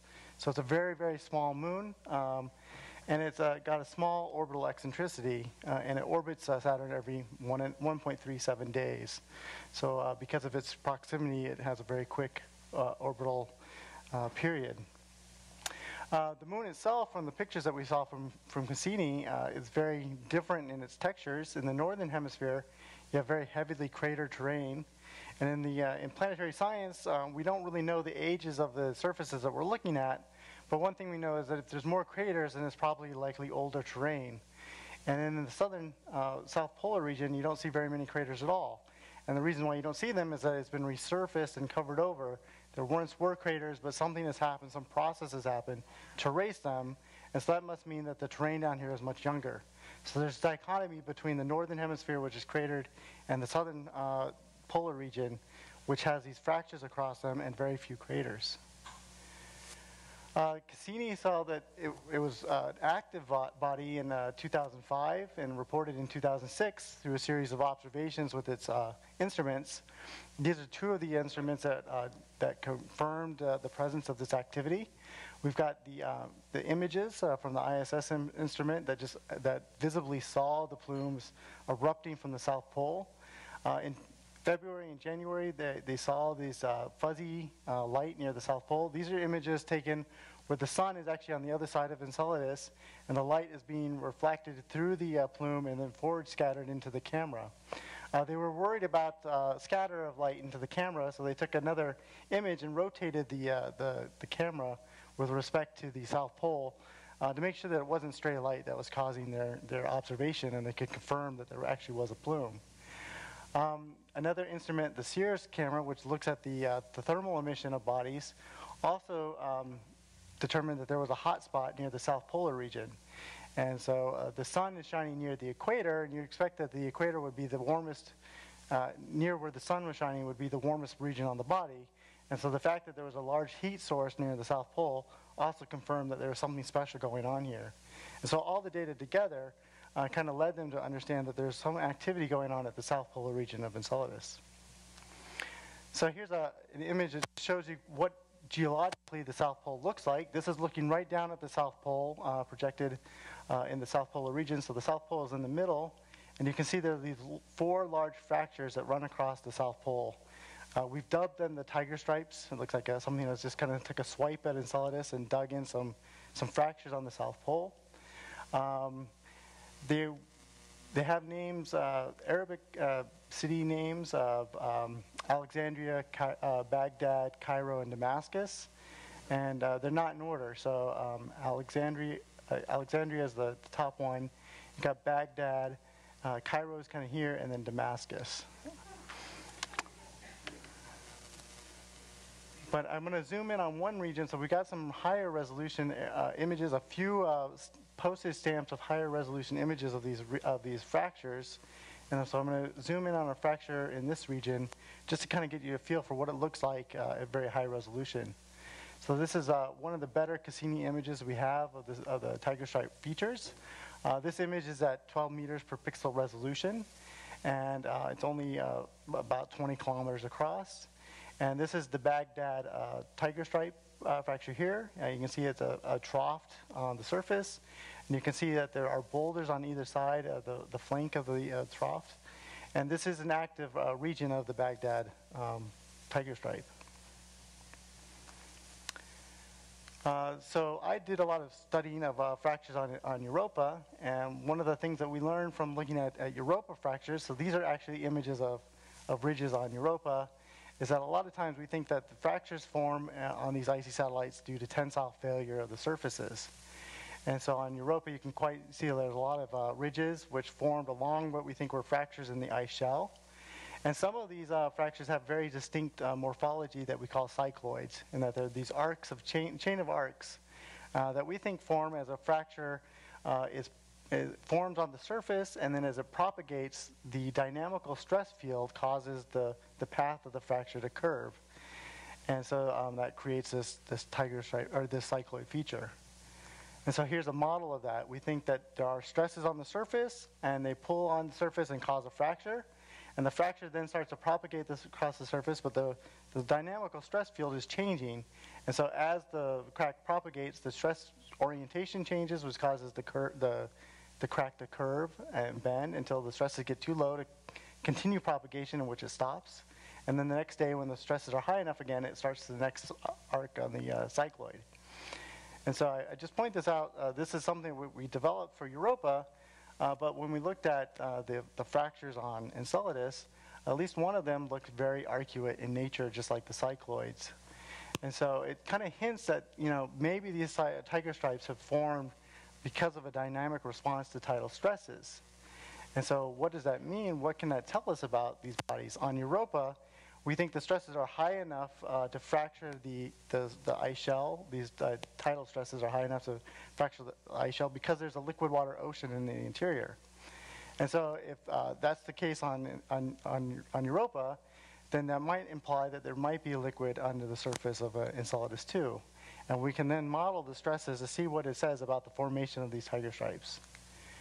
And so what are these stresses and how do they arise? Well, they arise because of the fact that Enceladus, and like Europa, is not in a completely circular orbit. So if Enceladus were in a circular orbit, it's tidally locked, so it has the same face pointing towards Saturn at all times. And if it were in a circular orbit, if you stood at 0 degrees longitude and 0 degrees latitude, you would see Saturn hanging above you in the sky, and it wouldn't move. But because the orbit is not circular, Saturn actually gets a little bit closer and farther from the surface of the moon during the orbit, and it also seems to rock back and forth in the sky. And that's what this picture depicts. And so at Perry-Center, you're a little bit closer to Saturn, and the gravity field of Saturn actually raises a tide on this small moon, Enceladus. And so if you're standing right at 0 degrees longitude and latitude, you'd be at the peak of the tide, and it would be pulling you a little bit closer to Saturn. And then as you move through the orbit, Saturn seems to recede a little bit away from you, and the tide that you're standing on would seem to fall. So just like when you go to the ocean and you see the tide rise and fall on the Earth's ocean, liquid water ocean, Enceladus is also deforming because of the tidal gravity field. Now, also because Saturn is rocking back and forth in the sky, the location of that tidal bulge seems to rock back and forth with respect to 0 degrees longitude. All of this is basically changing the shape of Enceladus throughout the orbit. And as you change the shape of the body, the surface is being stressed, and it causes stresses on the surface. And so this movie down here that I'm going to show you in a minute is the stress field in the south polar region of Enceladus. Here I've denoted the features, and I've denoted the stress field at different locations on the surface. And the blue lines are tension, and the red lines are compression on the stress field. And there's a little clock here on the side that shows you basically the position of Saturn relative to the surface, but not to scale. But as this movie plays, you'll see that the stresses are going to change. And then I've denoted the tiger stripe fractures. And if they're black, that means that the stresses are kind of pushing the cracks shut in compression. And when they turn to green, the stresses are aligned such that these cracks are actually in tension.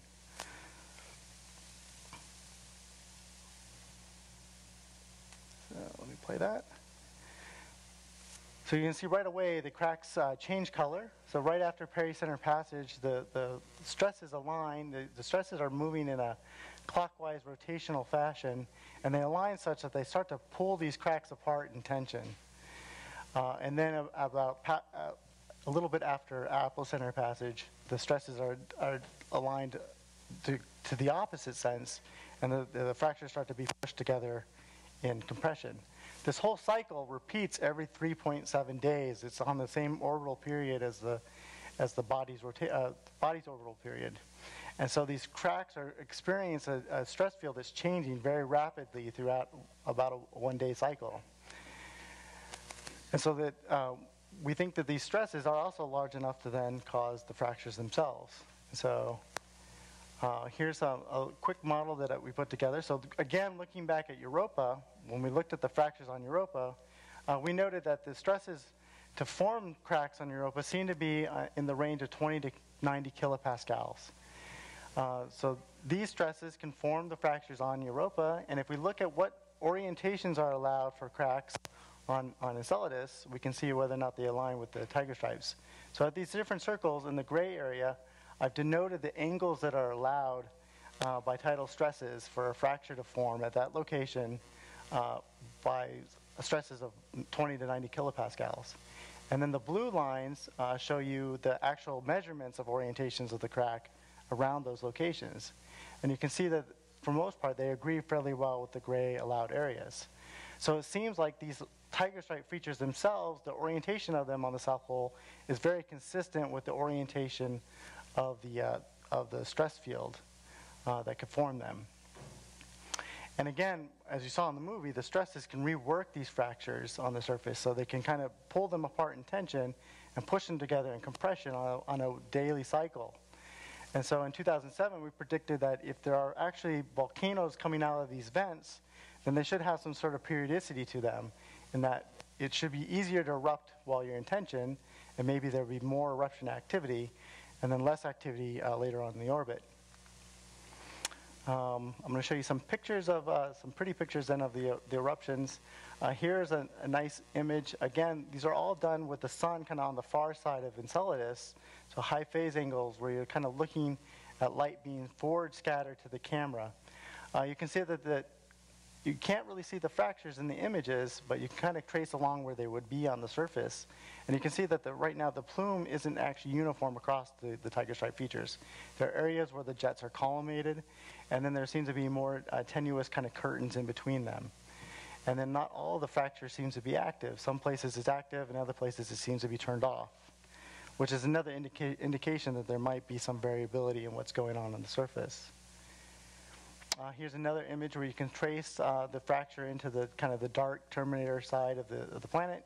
And you can really only tell where the fracture is by the fact that you can see the material illuminated once it gets high enough above the surface. But they're really stunning images, I think. And then finally, if you zoom way out, you can kind of see that this really is connected to the rest of the E-ring.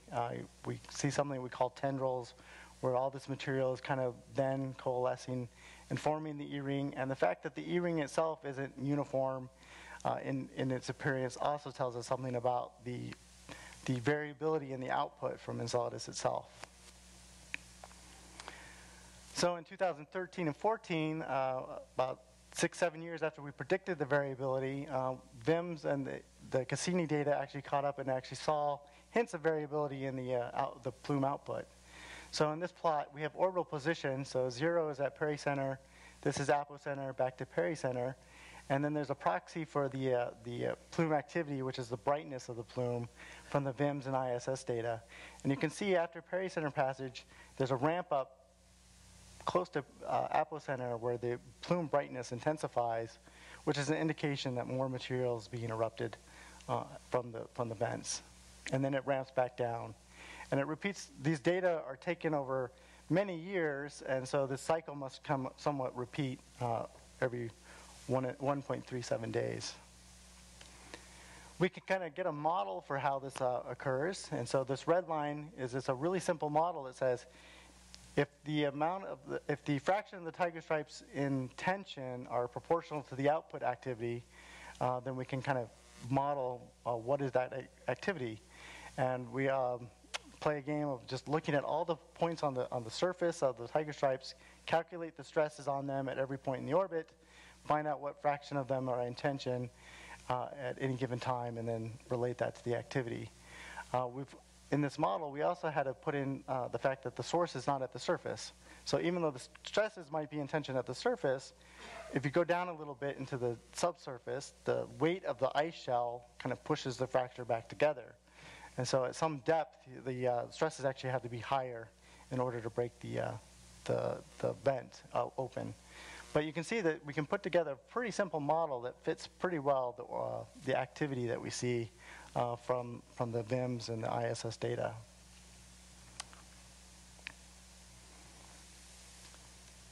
Right. So what does this mean about the interior? So why are we playing these games on what's going on in the interior of Enceladus and the stresses? Well, we really don't know what the ice shell thickness of Enceladus is. We have some gravity data. Well, the very first ideas were that the ice shell was about 20 kilometers thick. And we've got some gravity data more recently that isn't very good at constraining just how thin the ice shell can be. It can be very thin, or it can be up to as much as 40 kilometers thick. So the data itself isn't very conclusive. We've also got some researchers have looked at how the body rotates and librates, and have concluded that the ice shell can be really thin in about 10 kilometers. But regardless, 10 to 40 kilometers, that's a lot of ice to break down. These fractures really can only penetrate 1 to 3 kilometers in depth from the tidal stresses. And so if we're really erupting material, water material, can we get to that material? That's the important part.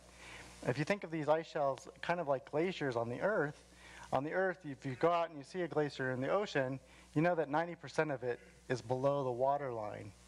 And that's just kind of where water wants to go up to onto an ice shell. And so we think that if you had this ice shell in Enceladus, you should be able to percolate water up at least 90% of the way to the surface, just by the difference in density between the water and the ice shell itself. And so with a 10 to 40 kilometer thick ice shell, that means you should be able to get water up, infiltrating somehow into the ice shell up to a level that's just 1 to 4 kilometers below the surface. And then these fractures, like I say, can penetrate down 1 to 3 kilometers. So it seems like it's plausible that the cracks can then reach this water table and then erupt the material that you see in the images. And in fact, we have some evidence that these plumes are linked to the oceans, and it's really important for the habitability of Enceladus. So the Cassini spacecraft has actually flown through these plumes, and with different instruments, has actually taken samples of that material and analyzed it to figure out what's in the plume. We know that there's water particles and there's some salt particles, but the Cassini instruments also found these silica nanoparticles. And these are really important because these are formed on Earth in hydrothermal vents where hot rock is in contact with liquid water. And so if the ice shell doesn't have rock in it, it must mean that there must be vents of hot material down at the bottom of the ocean where we think there's a rocky core in Enceladus. And that hydrothermal vent area on Earth, we know that that's a great place for life to form that's independent of photosynthesis. You have this hot material that's coming out of the Earth, and you have colonies of microorganisms at these black smokers that can live just fine at the bottom of the ocean floor. And so we think that maybe, possibly, there could be something analogous going on Enceladus. We know that there's these hydrothermal vents. And then we've also detected molecular hydrogen in the plume too. So we think that there are the right conditions for life in the oceans of Enceladus. And we think that that material is getting up through the ice shell and is being sprayed out into space. And so it's something that it's a great place to go and then look to see whether or not life does exist. So just because the conditions for life exist doesn't mean life itself exists in the ocean. And so I think in the coming missions back to the Saturnian system, one of the high priorities will be to fly through this plume material with the instrument and then actually look for these prebiotic life signatures. So in conclusion, Enceladus, I think, is the biggest little moon in the solar system. I mean, it's a really small body that's very interesting. It has an ocean in its interior, and that ocean is able the ice shell is able to dissipate enough energy to keep that ocean liquid, and then the tidal stresses are able to fracture the surface and allow that material to vent into space. And that ocean, we found, has got the conditions to support life. So really, it's up to the future missions to go back and look for life in those plumes. Thank you.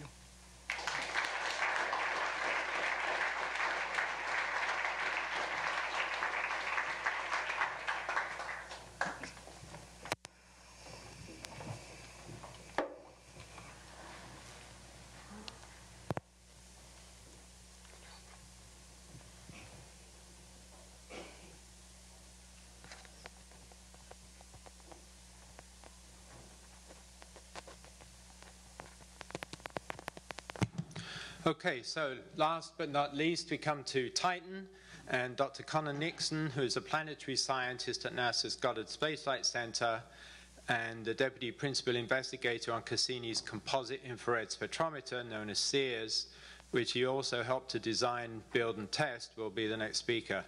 Conor began working on SEERS as a graduate student at the University of Oxford in 1995 and joined NASA in 2000 to continue this work.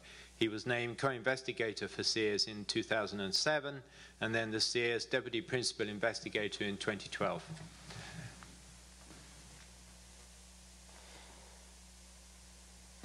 Thank you. Thank you very much.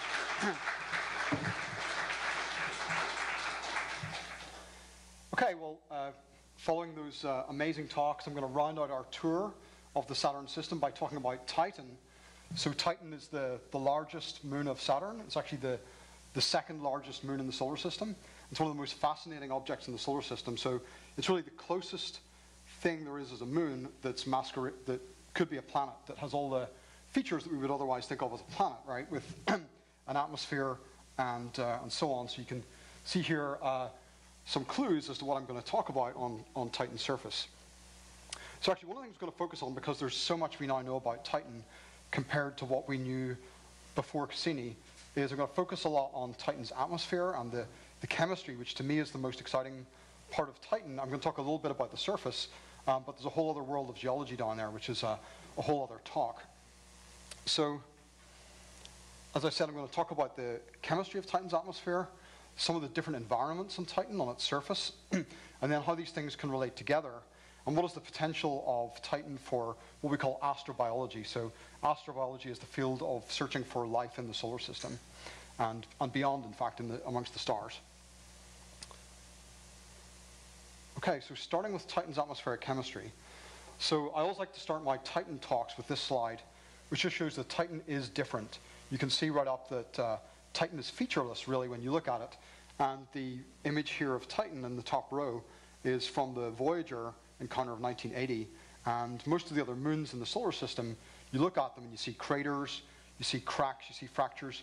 You can see the surface because there's nothing there. It's like looking at the Earth's moon. But when you look at Titan, you don't see that. It's like looking at Venus. So you know right away that you're looking at an atmosphere. And it's a dense atmosphere as well because you can't see through it. And in fact, this originally led some of the early scientists to believe that Titan was the largest moon in the solar system, and that's because what you see is actually the top of the atmosphere, and that adds a couple of 100 kilometers to the apparent size of Titan. So it's like looking at someone when they're wearing a snowsuit, right? And they look bigger than they would be without the snowsuit on. So Titan's got this kind of giant sheath around it, which is the atmosphere.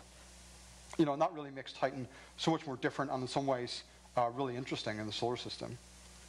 So you can see here a close-up of the edge of Titan, what we call the limb of the atmosphere. From Voyager 1, you can see right away that there's kind of this main orange haze, which we now know is an organic smog. And this is similar to some of the things you can actually get on the Earth, even in the LA basin. If anyone's ever been to LA on a smoggy day, and I did this recently, you drive up out of the city, and then you look down, and all of a sudden, you just see this kind of orange haze. So that's like Titan. Titan's making its own haze. And then above the main haze, you can see there's these other layers kind of floating serenely above the main haze. And there's all kind of chemistry and dynamics which are causing these phenomena to occur. So so Voyager carried a bunch of instruments on it, and as well as the cameras, it carried a spectrometer, which we heard about earlier. A spectrometer is just an instrument which splits up light into its different colors, or what we look at here is looking at heat. So we're really looking at different colors of heat. And when we look at Titan, all of a sudden something that looked very uninteresting and just this orange blandness turns into this very, very rich chemical complexity. So you can see here there's all these peaks. Let me see if I got this. Oh, wrong one. Let's see. Okay, let's go back. There we go. Okay. You can see all these peaks, which are actually different molecules. So each molecule vibrates in a different way, and it vibrates at a unique frequency. It's like tuning your radio dial to different frequencies, and you tune into these different molecules. So each one has its own infrared fingerprint, and you can actually look at these peaks, and then we can line them up with work we do in the laboratory on the Earth and say, okay, this one is methane, this one is ethane, and kind of tune into these and decode this entire fingerprint. So you see there's a lot of rich chemistry going on in Titan's atmosphere here. One of the things we now know is the atmosphere is mostly composed of two gases, and that's nitrogen, which of course is the main air in this room that we're breathing, 78% nitrogen on the Earth. Titan's about 98% nitrogen. But then instead of having like oxygen that we have on the Earth being the second most abundant gas, on Titan it has something else instead, which is methane. And those two things can actually react together and cause all this rich chemical complexity that you see here. So after Voyager, as Julie said right back in the first talk tonight, we wanted to go back. We saw that there was so much going on there, but Voyager was just a flyby. We wanted to go back, wanted to orbit Saturn and look at these moons. And as you heard, there were 127 flybys of Titan. So Titan was not only just a convenient gravitational boost, but of course there was all the science that we did every time we flew by Titan.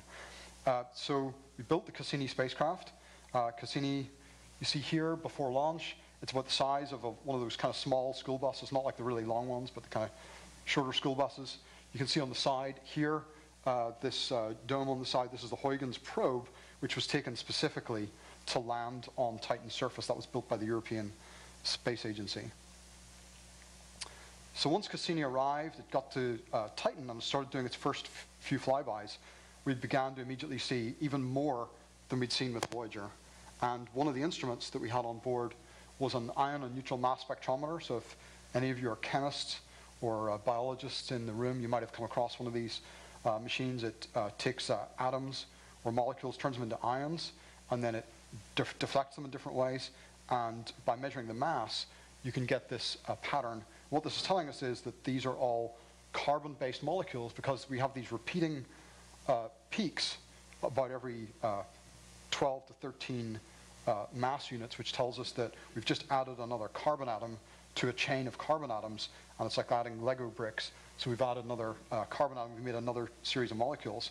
And in fact, this is when we realized that we didn't build Cassini's instruments in some senses sophisticated enough, because this instrument only went out to 100 atomic mass units. And in fact, we can see here that the pattern showed no signs of ending, and we could have easily gone beyond that.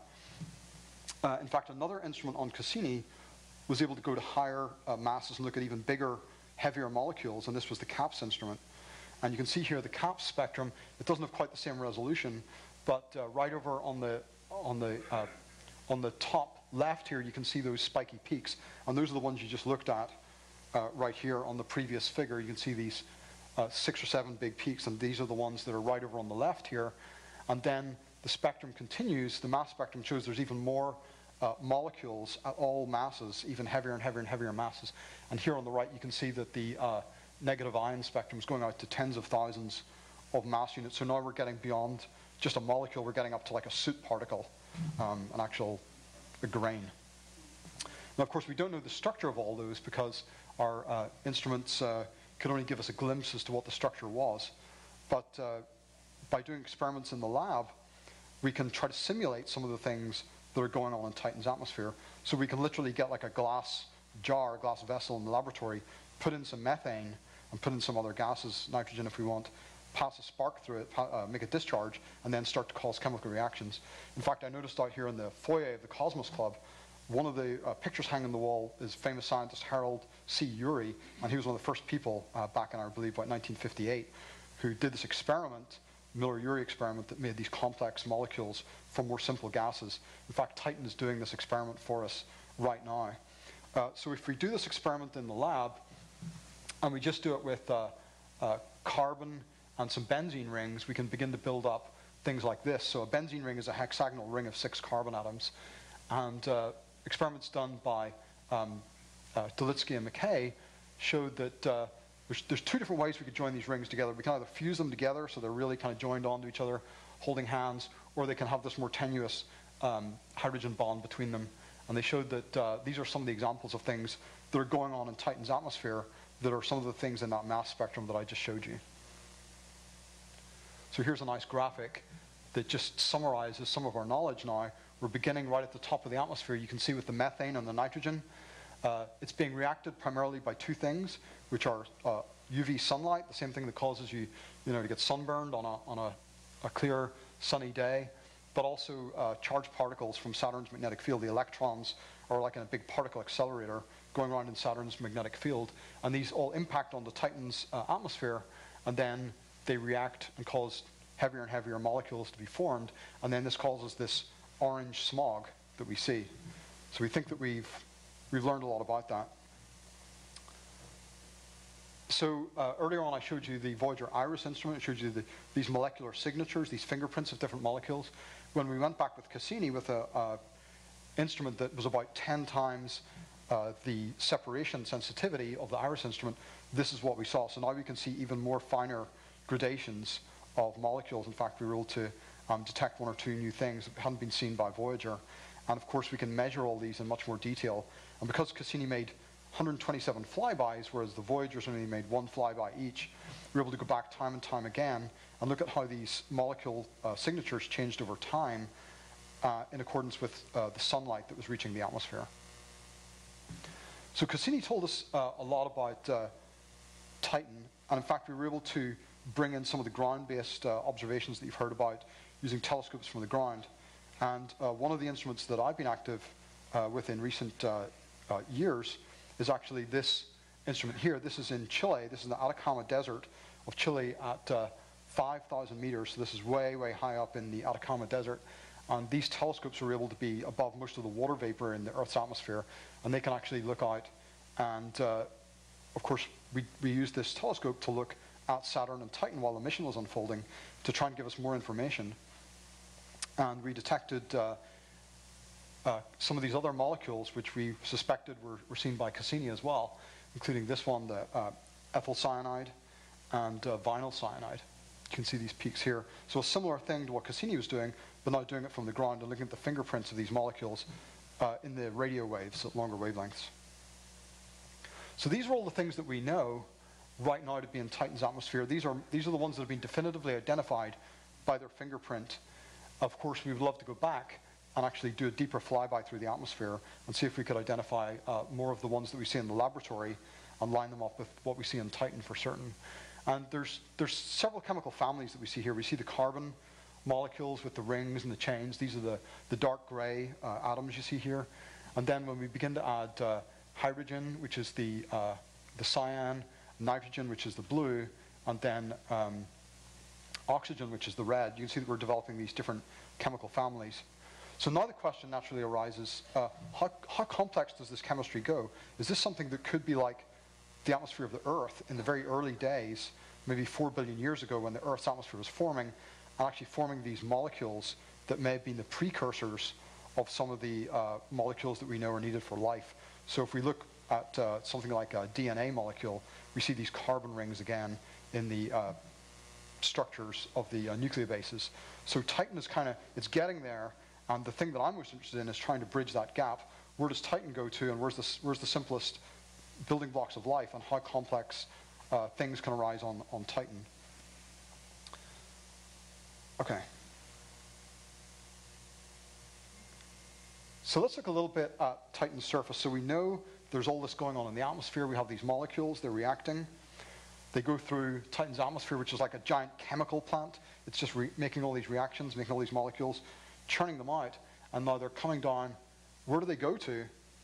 Well, in fact, with Cassini, with its radar instrument, it was able to look at the surface and see that there's actually lakes on the surface. These are lakes of hydrocarbons, so really you can think of it as like lakes of petroleum products that are just, this is Titan's North Pole, and it has these lakes, and these are actually a comparable size to the Great Lakes of North America. So if you think Lake Superior and Huron and Erie, these are the similar size, and these are giant hydrocarbon reservoirs that I'm sure some of our energy companies would be interested in if they were a little bit closer to hand maybe, but a little bit far right now. But these are methane lakes, and in fact there's been proposals to go back to Titan in the future someday and maybe even land a boat and float a boat with some scientific instruments on some of these hydrocarbon lakes. So we know that this stuff is being made in the atmosphere. It's coming down every day. It's raining out on the surface. So Titan literally has rainfall, but not rainfall as we know on the Earth. In fact, it's rainfall of liquid methane, so it's very cold on Titan. So here's a kind of schematic of what's going on. Some of the methane and the other products are coming down, and when they get to the cold lower part of the atmosphere, they're raining down, forming lakes and seas on the surface. And then some of this is actually re-evaporating, and we can see clouds of methane that form on Titan and cause storms to happen. And of course, the other interesting question is what chemistry is going on now in these lakes. And because Titan's surface is mostly water ice. Now we can add in another ingredient, which is a lot of water ice, which is not in the atmosphere. The atmosphere is too cold for water ice. But one of the things that Miller and Urey showed is that when you hydrolyze complex organic molecules and add hydrolysis, add the OH group, you can start to get some very interesting amino acids forming. So this is the map that we have at the end of Cassini. It's a map that we didn't have anything like this from Voyager. In fact, Voyager was never even able to see the surface. Cassini's told us a lot. We can see here in these equatorial regions, there's these vast dark plains where we believe it's organic material that's kind of dried up, and it's forming dune fields, similar to like the dune fields you would see if you went to maybe the Kalahari Desert in Africa. But these dunes are not silicate material. These are actually organic particles. So just think like little chips of plastic that are blowing around in the wind, and they're forming big streaky dunes. They're wrapping around some of these icy cratered terrains. And then right up in the north, in the upper left here, you can see the lakes, which are just stretched out because of the perspective. And even though this is a great enhancement of what we had before, of course, we'd love to go back and get a much more detailed view of Titan. But because of the cloud layers, we can't just go back, put a spacecraft in orbit with some cameras. You just cannot see through the surface. We would need something like a radar, again, to give us more complex mapping. So again, another close-up of these lakes and some facts and figures about the sizes and amounts in the lakes. Okay, and again, just showing the Titan, you can see that the dotted line here is the temperature profile of Titan, so showing that it gets very cold, down to about 80 Kelvin in the lower atmosphere. So that's about, was it minus 190 Celsius. So very, very cold, cold enough to condense methane and form these clouds and rainfall. So I'm just going to finish up by talking a little bit more about the astrobiology. This is the thing that really interests me, is what's the potential for life on Titan. So first of all, we can think about the Earth. The Earth is the only example of life that we know about. And what things do we need? We need a solvent, so we need water. We believe that all life on Earth requires water. Then we need a compartmentalization. We need a membrane. We need something to hold in the guts of the organism to contain all the DNA, so that it's not just distributed back out into the fluid. And we need something to encode information. That's our DNA, of course. And then we need structural molecules. So these would be like the proteins. And we can think, what would those things look like on Titan, where we don't have any liquid water, but we have a liquid methane environment? So I talked earlier a little bit about the chemistry that goes on, possibly on the surface, when these organic molecules and they meet the water, the frozen water of Titan's surface, and that's adding the water, the H2O. So you see here these arrows indicating that we start with the molecules that we see in the atmosphere, then on the surface we can add the water to it, and then maybe get these other types of oxygen-containing aldehydes and ketones.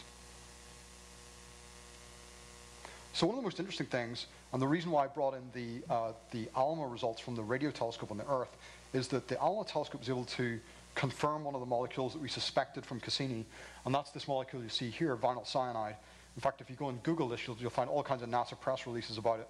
And the reason is because prior to our discovery of this, I was a member of this team, was that another team up actually in Cornell University, where Phil is from, had predicted that the vinyl cyanide molecule, if you put it in a methane liquid, it would just form into a spherical membrane. And this could be the key to creating life, because you need to create your membrane first. And it turns out the vinyl cyanide molecule is one that can just kind of link up kind of head to toe with itself and maybe form into this structure. So now this could be the key to forming a membrane. And then just like a year later, we confirmed for sure this molecule is actually on Titan. So that was really exciting. It was really exciting for NASA and really exciting for people studying Titan. Another thing that was proposed was that the HCN molecule, it's this simple hydrogen cyanide molecule, can actually twist into a spiral, and this may be a spiral this would not be a DNA spiral, but it would be something that would form sites for catalytic reactions that could allow other more complex reactions to occur. So here's our summary of where we are with Titan astrobiology. We have a solvent. The solvent is the liquid methane.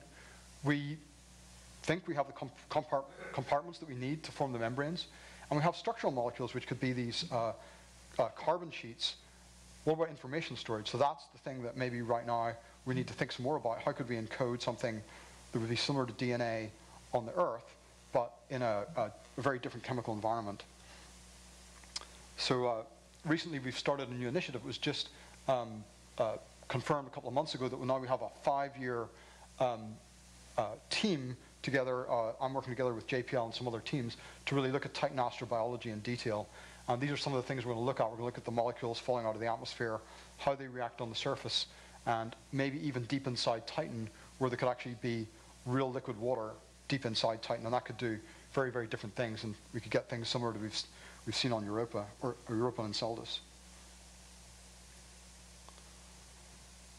Okay, so these are just a summary again of some of the processes that are needed to build life, and we can see here on the right-hand side things that are known to occur on Titan, things that we believe to occur on Titan, and things that now we're getting to the limits of our knowledge. So this gives us kind of a roadmap as to where we need to go to. So in summary, Titan holds a strong potential for life, but maybe not life as we know it. It's the only place in the solar system capable of supporting life in a non-aqueous environment, maybe. But also Titan has water too. So sometimes when we talk about, NASA now has an initiative called Ocean Worlds, which is the study of Europa and Enceladus and all these moons that have the liquid water inside them. And Titan is like a 2-ocean world. You get 2 for the price of 1.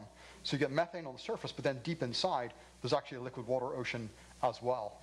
And this has given rise to some really interesting ideas for future missions, which I mentioned could include having a boat or a floating capsule, shall we say, on the methane lakes, maybe an airplane. Of course, Titan's got an atmosphere. You can't do this on the moon. You can't do this at Europa, but you could do this on Titan. You could fly an airplane. It's got a thick atmosphere. Submarine, right? You could have something that would go below the surface of the lakes.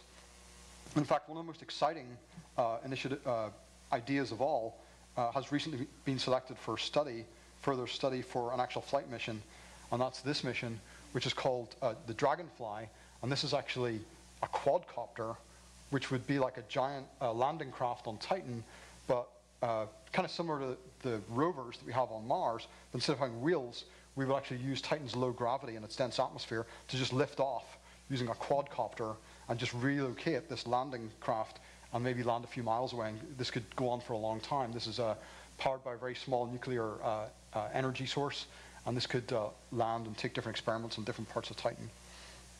So I'm going to stop right there, and thank you all very much again for your attention.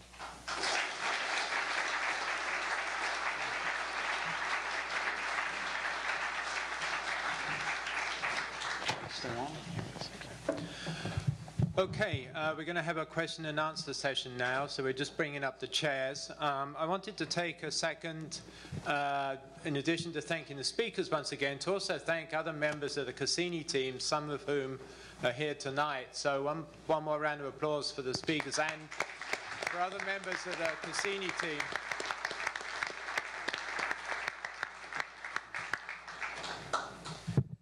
So if we can just have the speakers come up and take a seat, and as soon as everybody's comfortable, we'll take questions.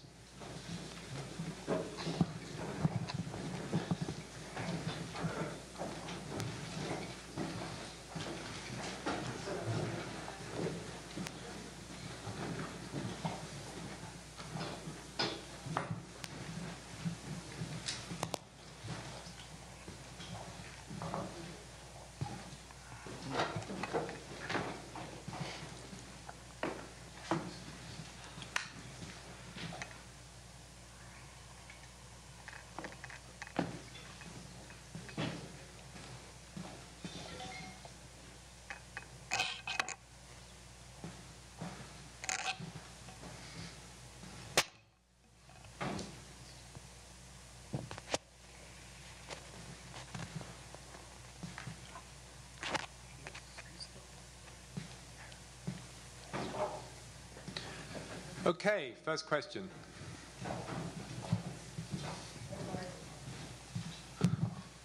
Hi, Joel. I'm a member of the Society. Really enjoyed all the presentations. Had 2 questions. One is on the moons that you thought had ring structures but that had collapsed. Do you have any modeling for how the collapse would occur? Would it be because of maybe some radical shift in the moon's mass may have caused a gravitational shift and it might have spiraled in? And the second one is more for the engineering on the spacecraft. Is it not correct that Huygens had microphones on it, and when it came down, you turn on the microphones and you heard some of the wind going across the surface of Titan? Okay, so yeah, you're essentially correct that the moon's planetary moons are made up of small particles. And okay, maybe I'm not on. Looks like you're on. Can people hear me now? Okay, so planetary moons are made up of small particles, and they collide and lose energy, and eventually they just collapse onto the planet, or in this case, moon, after a while. I actually don't remember the microphonics. I don't remember that as a... There were some... there was a descent imaging radar, and there was a spotlight at the end. But I don't remember microphones. There were some radio receivers that picked up electrical disturbances. I'm not sure if there was actually a microphone. There were electrical impulses detected by Huygens that there was a lot of argument about in the early days whether these were lightning flashes, some were occurring somewhere on Titan. And I think in the end they were thought to be something called a Schumann resonance, which has to do with a reflection between the ionosphere and the surface. You get them on the Earth. But I don't think there was an actual physical microphone. Yeah, I don't. Was there?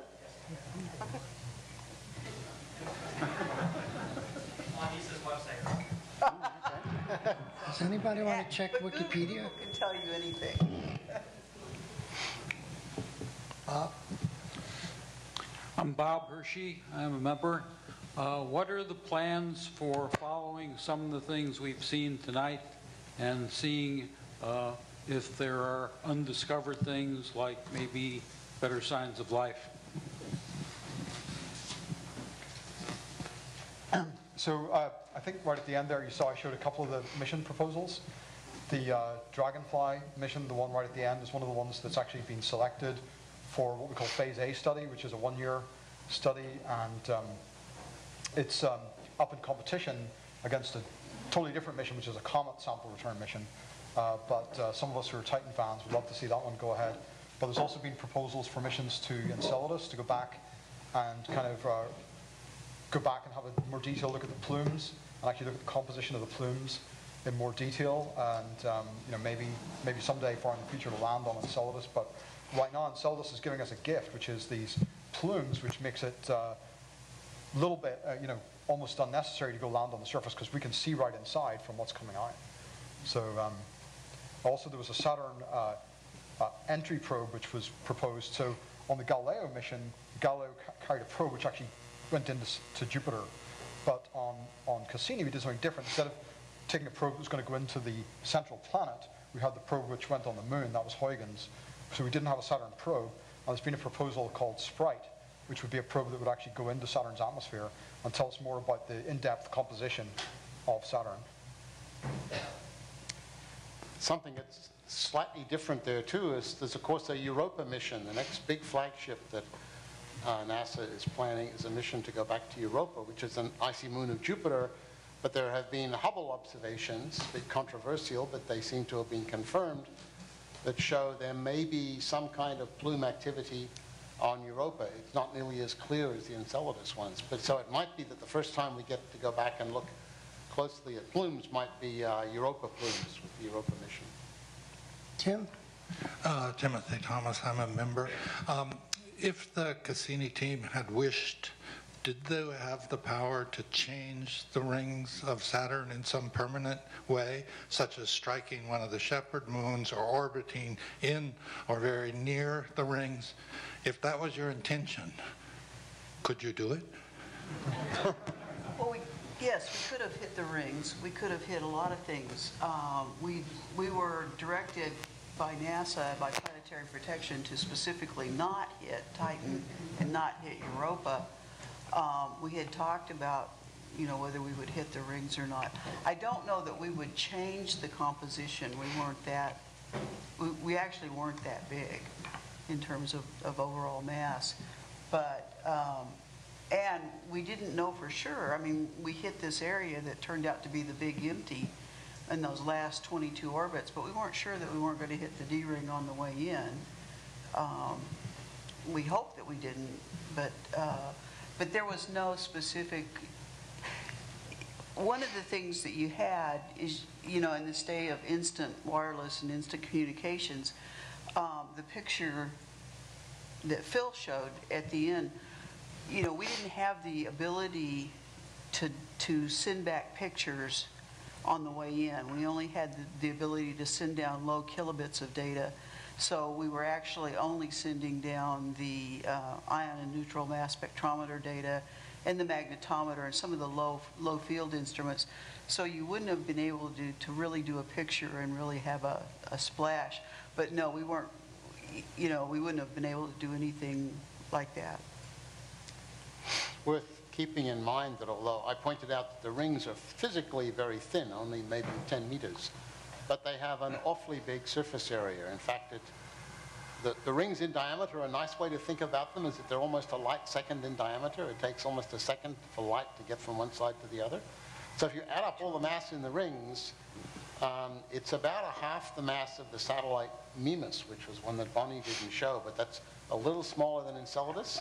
So maybe the rings altogether are a quarter or something of the mass of Enceladus. So there's a lot of stuff there altogether. So unfortunately, I think Cassini would have disappeared without a trace. If we dropped it into the rings, it would have been destroyed, but it would not have produced any. Maybe there'd be some plutonium left on. Go back and pick up. That's a good point. No. There's not much plutonium naturally in the rings, so that might have survived.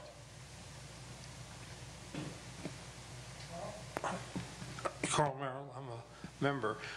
You showed the pictures of this probe being parachuted onto the surface of Titan, I think, but I didn't hear any data, or what did it do after it landed? Oh, I'm sorry. It transmitted, that was one of the frequencies. So the idea was the probe was ballistic, dropped up on its own accord, but it transmitted its data as it was descending, and this descent imaging radar. I was thinking Conor might talk Titan, so I didn't put pictures in there.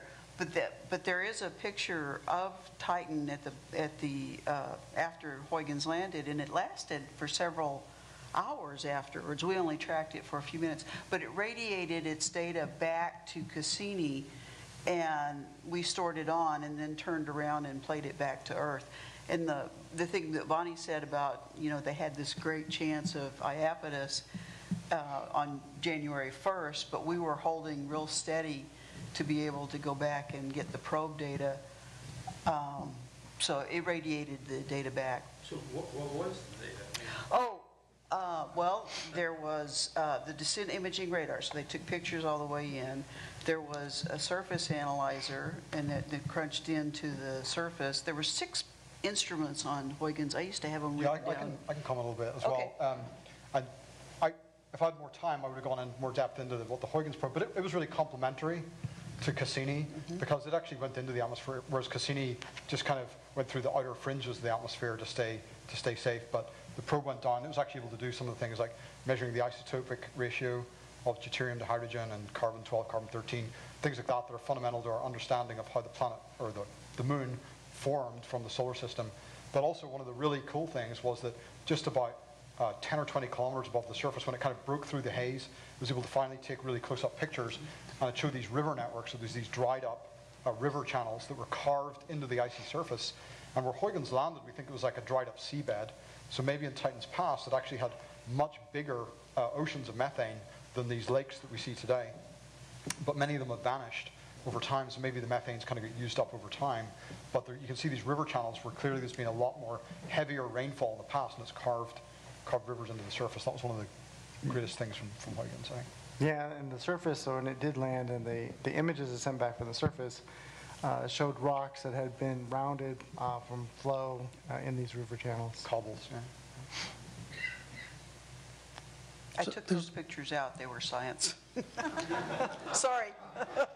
I don't believe you said that. Pardon? There's also a recording of the sound, or whatever it was, as Huygens went down to the surface. I think it's on the internet. Blue microphone? Yes, my name is Mike Hilton. I'm a retired aerospace engineer. And almost 40 years ago, I was working at NASA headquarters in 1979 as a advanced studies manager for planetary missions. My boss came into my office one day and he said, Mike, we have a new mission to work on. It's called the Saturn Orbiter Dual Probe. And so he talked a little bit to me about how it works and what it all involves. And he says, why don't you drop a sketch on that, take it to the art department, and we'll use that in a presentation to try to get the mission approved.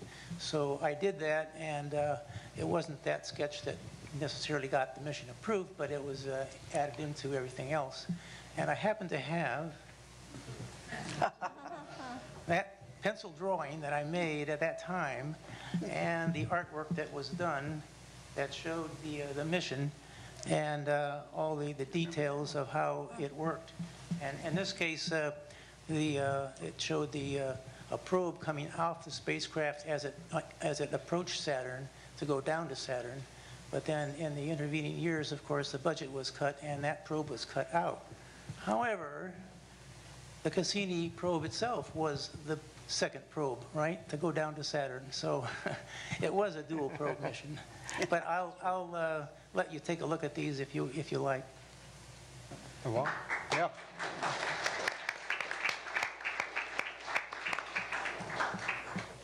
It's telling us something we didn't know. If you have a question, raise your hand so the person with the mic can get the mic to you. Hi, I have a question about the process of talking to the spacecraft. Oh, yeah? Could you stand up and tell us your name and whether you're a member? I'm Colin Cannell. I'm not a member. I'm just a random tourist. So if you're an engineer and you want to tell the spacecraft to do a burn or change its position or send back certain data, or if you're a scientist and you want to tell an instrument to do a particular measurement, I presume you come up with what you want the spacecraft to do, and then at some point someone has to actually transmit that. How close are you to the actual transmission? Do you know the language that the spacecraft speaks, or is there a team that's going to translate your intent into a series of commands, or how does that work? It's called the sequencer, and we actually sent up a series of commands that we actually sequence the spacecraft for up to 10 weeks at a time. Towards the end, we would go 5 weeks, but usually we would send up a sequences, and they're pretty simple. It doesn't take a whole lot of work, but gosh, back on the Mariner, back in the late 60s, JPL developed this seq-gen, sequence generation, and sequence translation, seq-tran. And so we took the actual commands in a human-readable form and then translated them into Ada code and then translated them into ones and zeros. And the sequences were then stored on board by the onboard computer and then just clocked out, a command at a time. So we would send up, like the burns, when we would do a maneuver, we would send those up close to, real time's a hard thing because I told you, it takes an hour and a half for the data to get there. So we would send it up maybe close to 3 hours, 4 hours before a burn would happen. But we would put the sequences up 10 to 12 weeks at a time. We would send those up to 3 weeks at a time. You had to wait till the pass sequence clocked out enough to leave enough memory. I think there was only 150K words of memory that created the sequence. These are pretty simple commands. It's not complex language. I might also add that before we get to that stage, scientists get together and plan each sequence. We decide which instruments are going to be on, and usually they're all on, but one is leading the observation. We check the data volume, the power, and then these kind of conceptual observations are translated to instrument commands. And those are usually pretty simple computer language, and they're all triggered by a clock that's on board the spacecraft. So all these series of commands are put together. They're tested by spacecraft model for data volume, power, and everything. And then they're uploaded to the spacecraft, as Julie said. And once we got closer, if we were not exactly where we thought we were, so if we were pointed at one of Bonnie's moons and we were not exactly pointed because we were a little bit deviated from the trajectory, we could send up an overlay and then say, instead of pointing at you, now the spacecraft is in time pointing over here, but I really want to point at you, so I'll correct and point over here. And that's how you got those incredibly just detailed bulletproof pictures, you know, where the spacecraft was capable on reaction wheels of holding steady for microradians pointing, and that's why those pictures are so good. I think we'll have 3 more. We have the green microphone here, the blue microphone there, and I think Carrie had a question in the back, so he gets the red one. And if you don't have one, make one up. John Wetmore, I'm not a member.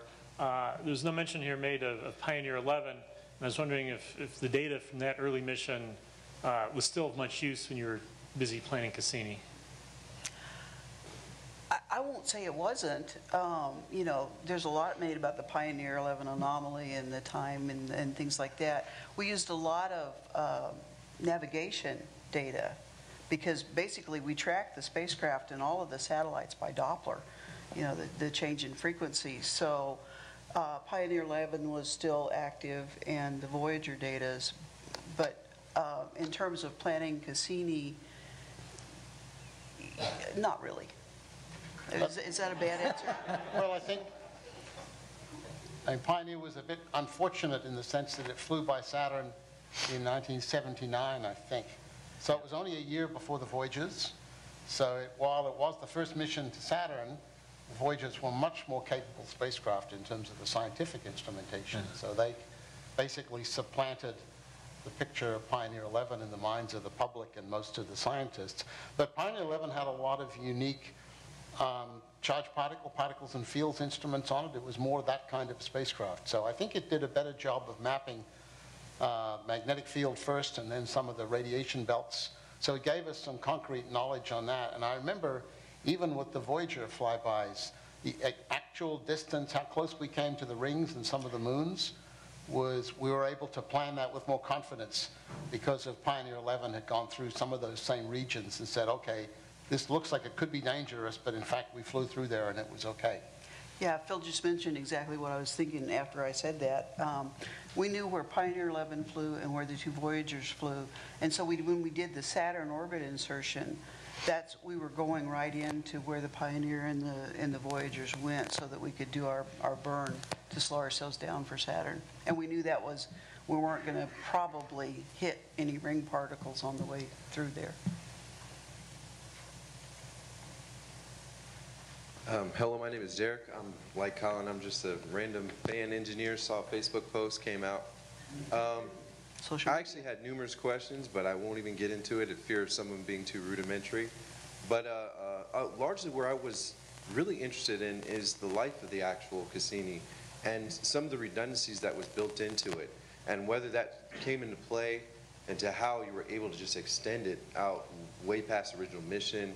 And knowing, it seemed like there was a little bit of luck involved, like Titan's ability to give you the gravitational, so is it like, what kind of things did you guys put in there just in case you were hoping it would get extended in the life of it, or? Well, you put everything on the spacecraft just hoping you get there and you get the 4 years. The extension was just because we had a healthy spacecraft. But for example, we needed 3 reaction wheels to point the spacecraft very stable. We carried 4. We carried 1 that could turn in the direction of any one of the 3. And actually, before we even got to Saturn, we'd had to use the redundant wheel because one of the primary wheels was very noisy and cranky. It sounded like you ever lost an axle bearing on your car and the rear axle? It was kind of like the rear axle when it, bearing was on the highway. So we took that one off. We replaced the thrusters. There's a series of 8 little quarter-pound or 1 Newton thrusters. That's how quarter-pound. Think about a quarter-pound of thrust. And we had to go to the backup thrusters in 2009 because we started having problems with a couple of the thrusters.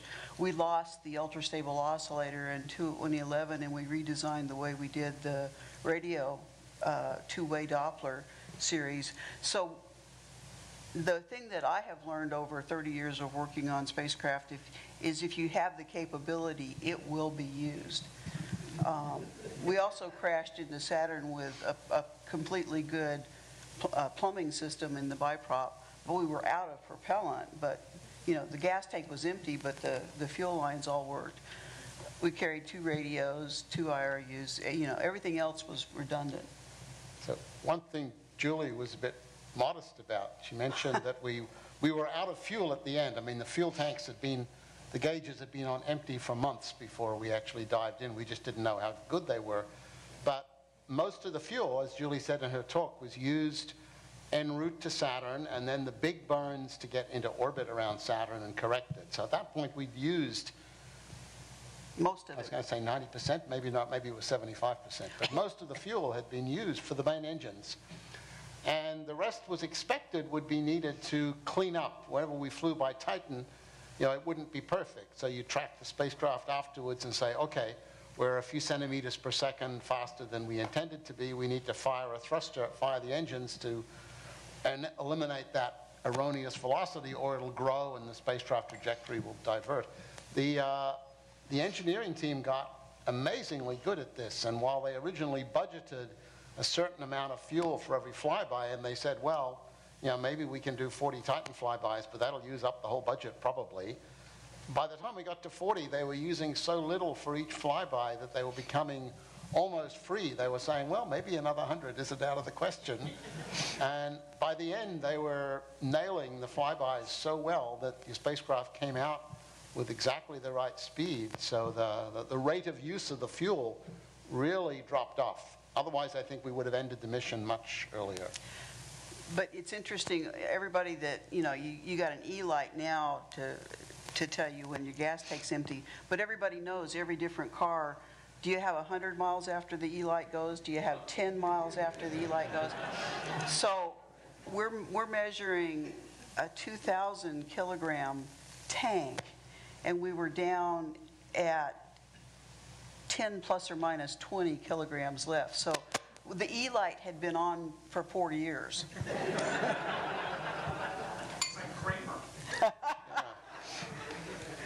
Last but not least, PSW member Gary Liss. Gary Liss, Johns Hopkins University Applied Physics Lab, and astronomer colleague of many of the people up on the stage.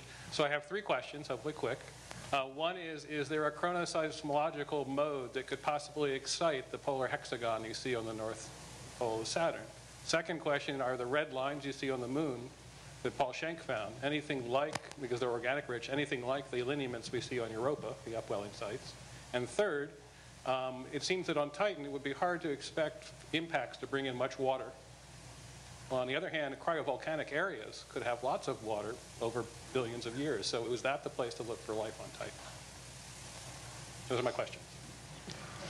So the answer to the first one is maybe. We think most of the waves in the sea ring are due to actual oscillations going on in the interior of the planet. We think those are deep down somewhere in the convective layers. We'd really love to know exactly what level they are in the planet, and we don't know yet. But there's a slightly different set of waves that are nearby, which seem to rotate at a rate very close to the rate that the planet itself rotates. And some of them rotate at almost exactly the same rate that the hexagon itself. I showed that velocity profile of the hexagon. So we know the rotation period of that jet stream, or whatever it is, and it matches some of the waves in the sea ring. So it's an intriguing possibility that maybe that hexagon extends deep down enough into Saturn to perturb the gravity field enough to affect the ring. So it's possible, yeah. Would they be symmetric modes? Do you also expect a hexagon at the South Pole? There is no hexagon at the south, which is peculiar. Right. Yeah. That's what I was at. Okay, the second question about the red streaks on Tethys. They're totally unlike the ridges on either Enceladus or Europa because they're painted onto the surface. The ridges or the tiger stripes or the cycloidal features or the triple bands or whatever, the lineaments on Europa, whatever you want to call them, they're structural, they're geologic features. These are just, painted features. Now, they do seem to follow some vague concentric ring, which might imply some tidal force possibly led to their formation, but it's imperfect. Their position is imperfect. They seem to be compositionally distinct from the surrounding areas, but particle size may also be an effect. We haven't been able to really straighten that out yet.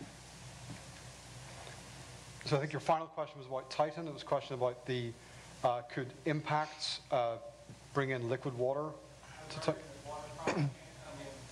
Microphone. That impacts probably couldn't bring in enough water over billions of years to support life. On the other hand, upwelling cryovolcanic in an area that's continuously experiencing cryovolcanism could. So is that the place to look for life on Titan? So that's a great question. That's one of the things we're going to study in our astrobiology project. One of the questions that we set out to try and answer on Titan, this is a mystery that I didn't really go into, is why Titan has an atmosphere at all. And in fact, it really is the only moon that has a substantial atmosphere. We don't know why. It could be that it's being continuously replenished from the interior. That's one of the theories. So one of the things we went into the Cassini mission looking for was activity, geological activity on Titan, and we never found anything conclusive. Part of the problem is it's just so hard to look through Titan's atmosphere. So there were some radar maps on the surface that showed some things that looked like they maybe could be volcanic cones, but it was very, very tenuous. So that's a question we still don't know the answer. Is Titan geologically active? So we can think, for liquid water, we can think of either what we call endogenous, which is the cryovolcanism, or the exogenous, which is the meteorite impacts. And you're right, there's probably not enough meteor strikes to keep the surface liquid, but maybe transient events. I think the best possibility is probably deep inside Titan. But the search for the cryovolcanism is something that's going to go on. And actually, the Dragonfly mission is one of the missions that actually maybe could get us closer to the answer to that. Correct me if I'm wrong. Aren't there 2 or 3 spots that are thought to be cryovolcanoes or have been identified as such? Am I mistaken? So we just wrote a review paper on this, and I'll point you to it, but it's still controversial. It actually excites some very heated debate. So there have been some people on the team who have come out and said, yes, there is. We see these kind of low-bait flow fronts, definitely cryovolcanism, and others have come back and said, no, it's just a trick of the light, or you look at it in a different way, it doesn't look the same thing. And I would say there's nothing conclusive right now. The best evidence we have, there's a structure which is looks kind of like a volcano. It's actually called Mount Doom. So you can see there's some Tolkien fans on the team, but it's such a kind of low-resolution map right now that it's all blocky, and it's really, really hard to tell if it's really a volcano or not. But that's a place that maybe to go back for another look. Yeah. I think I'm going to ask the speakers to sit tight for a minute, and I'm going to do a few closing remarks and adjourn to the social hour very quickly. So first of all, an appreciation for the speakers coming here, some from afar, and for giving these wonderful talks and giving us a little insight into a lot more that we know about Saturn because of Cassini. I have for each of them a framed copy of the announcement of the lecture and a signed copy of the Volume 1 of the Philosophical Society of Washington, which has a little special interest because it describes why the society was formed, who the founders were, and explains a little bit why they picked philosophical for their title, which they meant science really, but okay. So if you'll give our speakers a nice warm round of applause. Are you going to show the movie? After. At the end. So I'm going to put a movie up at the end, which is the Cassini finale animation that JPL produced. But before then, just a few housekeeping announcements. Before we adjourn to the social hour, first of all, we need members. PSW is a charitable nonprofit organization. It's a membership organization, and part of our nonprofit status depends on having a certain amount of our revenue come from members. So I would urge you, if you're not a member, please join. Joining is really easy. You just go to the website, which will shortly look very different than this, and you click on the membership button, and you get the application for membership, which you can fill out forthwith. Get to a submit the form, brings up a dues payment form. You pay dues if we decide not to accept you to membership, which is highly unlikely. We will refund your dues. I urge you to do that. I hope you will. And just keep in mind, PSW is tax exempt under Section 501c3 of the Internal Revenue Code for now. Contributions are tax deductible. Okay.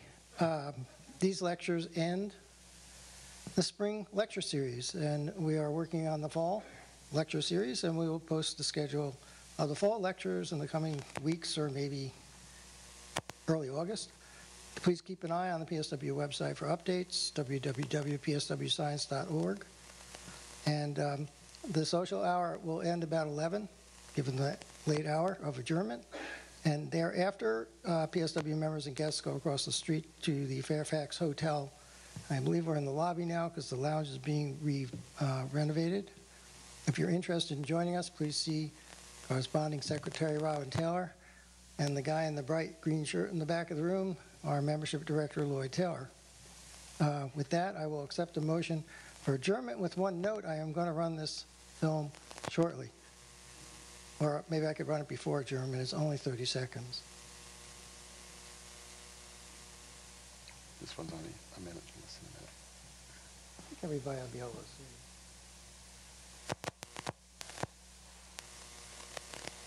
The sound works or not. On the final orbit, Cassini will plunge into Saturn and keep its antenna pointed at Earth as it transmits its farewell. In the skies of Saturn, the journey ends as Cassini becomes part of the planet itself.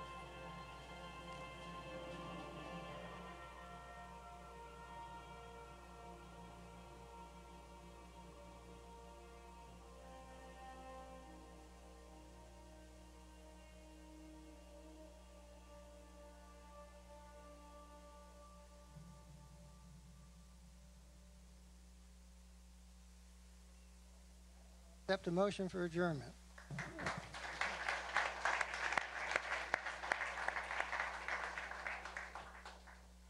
The meeting is adjourned to the social hour.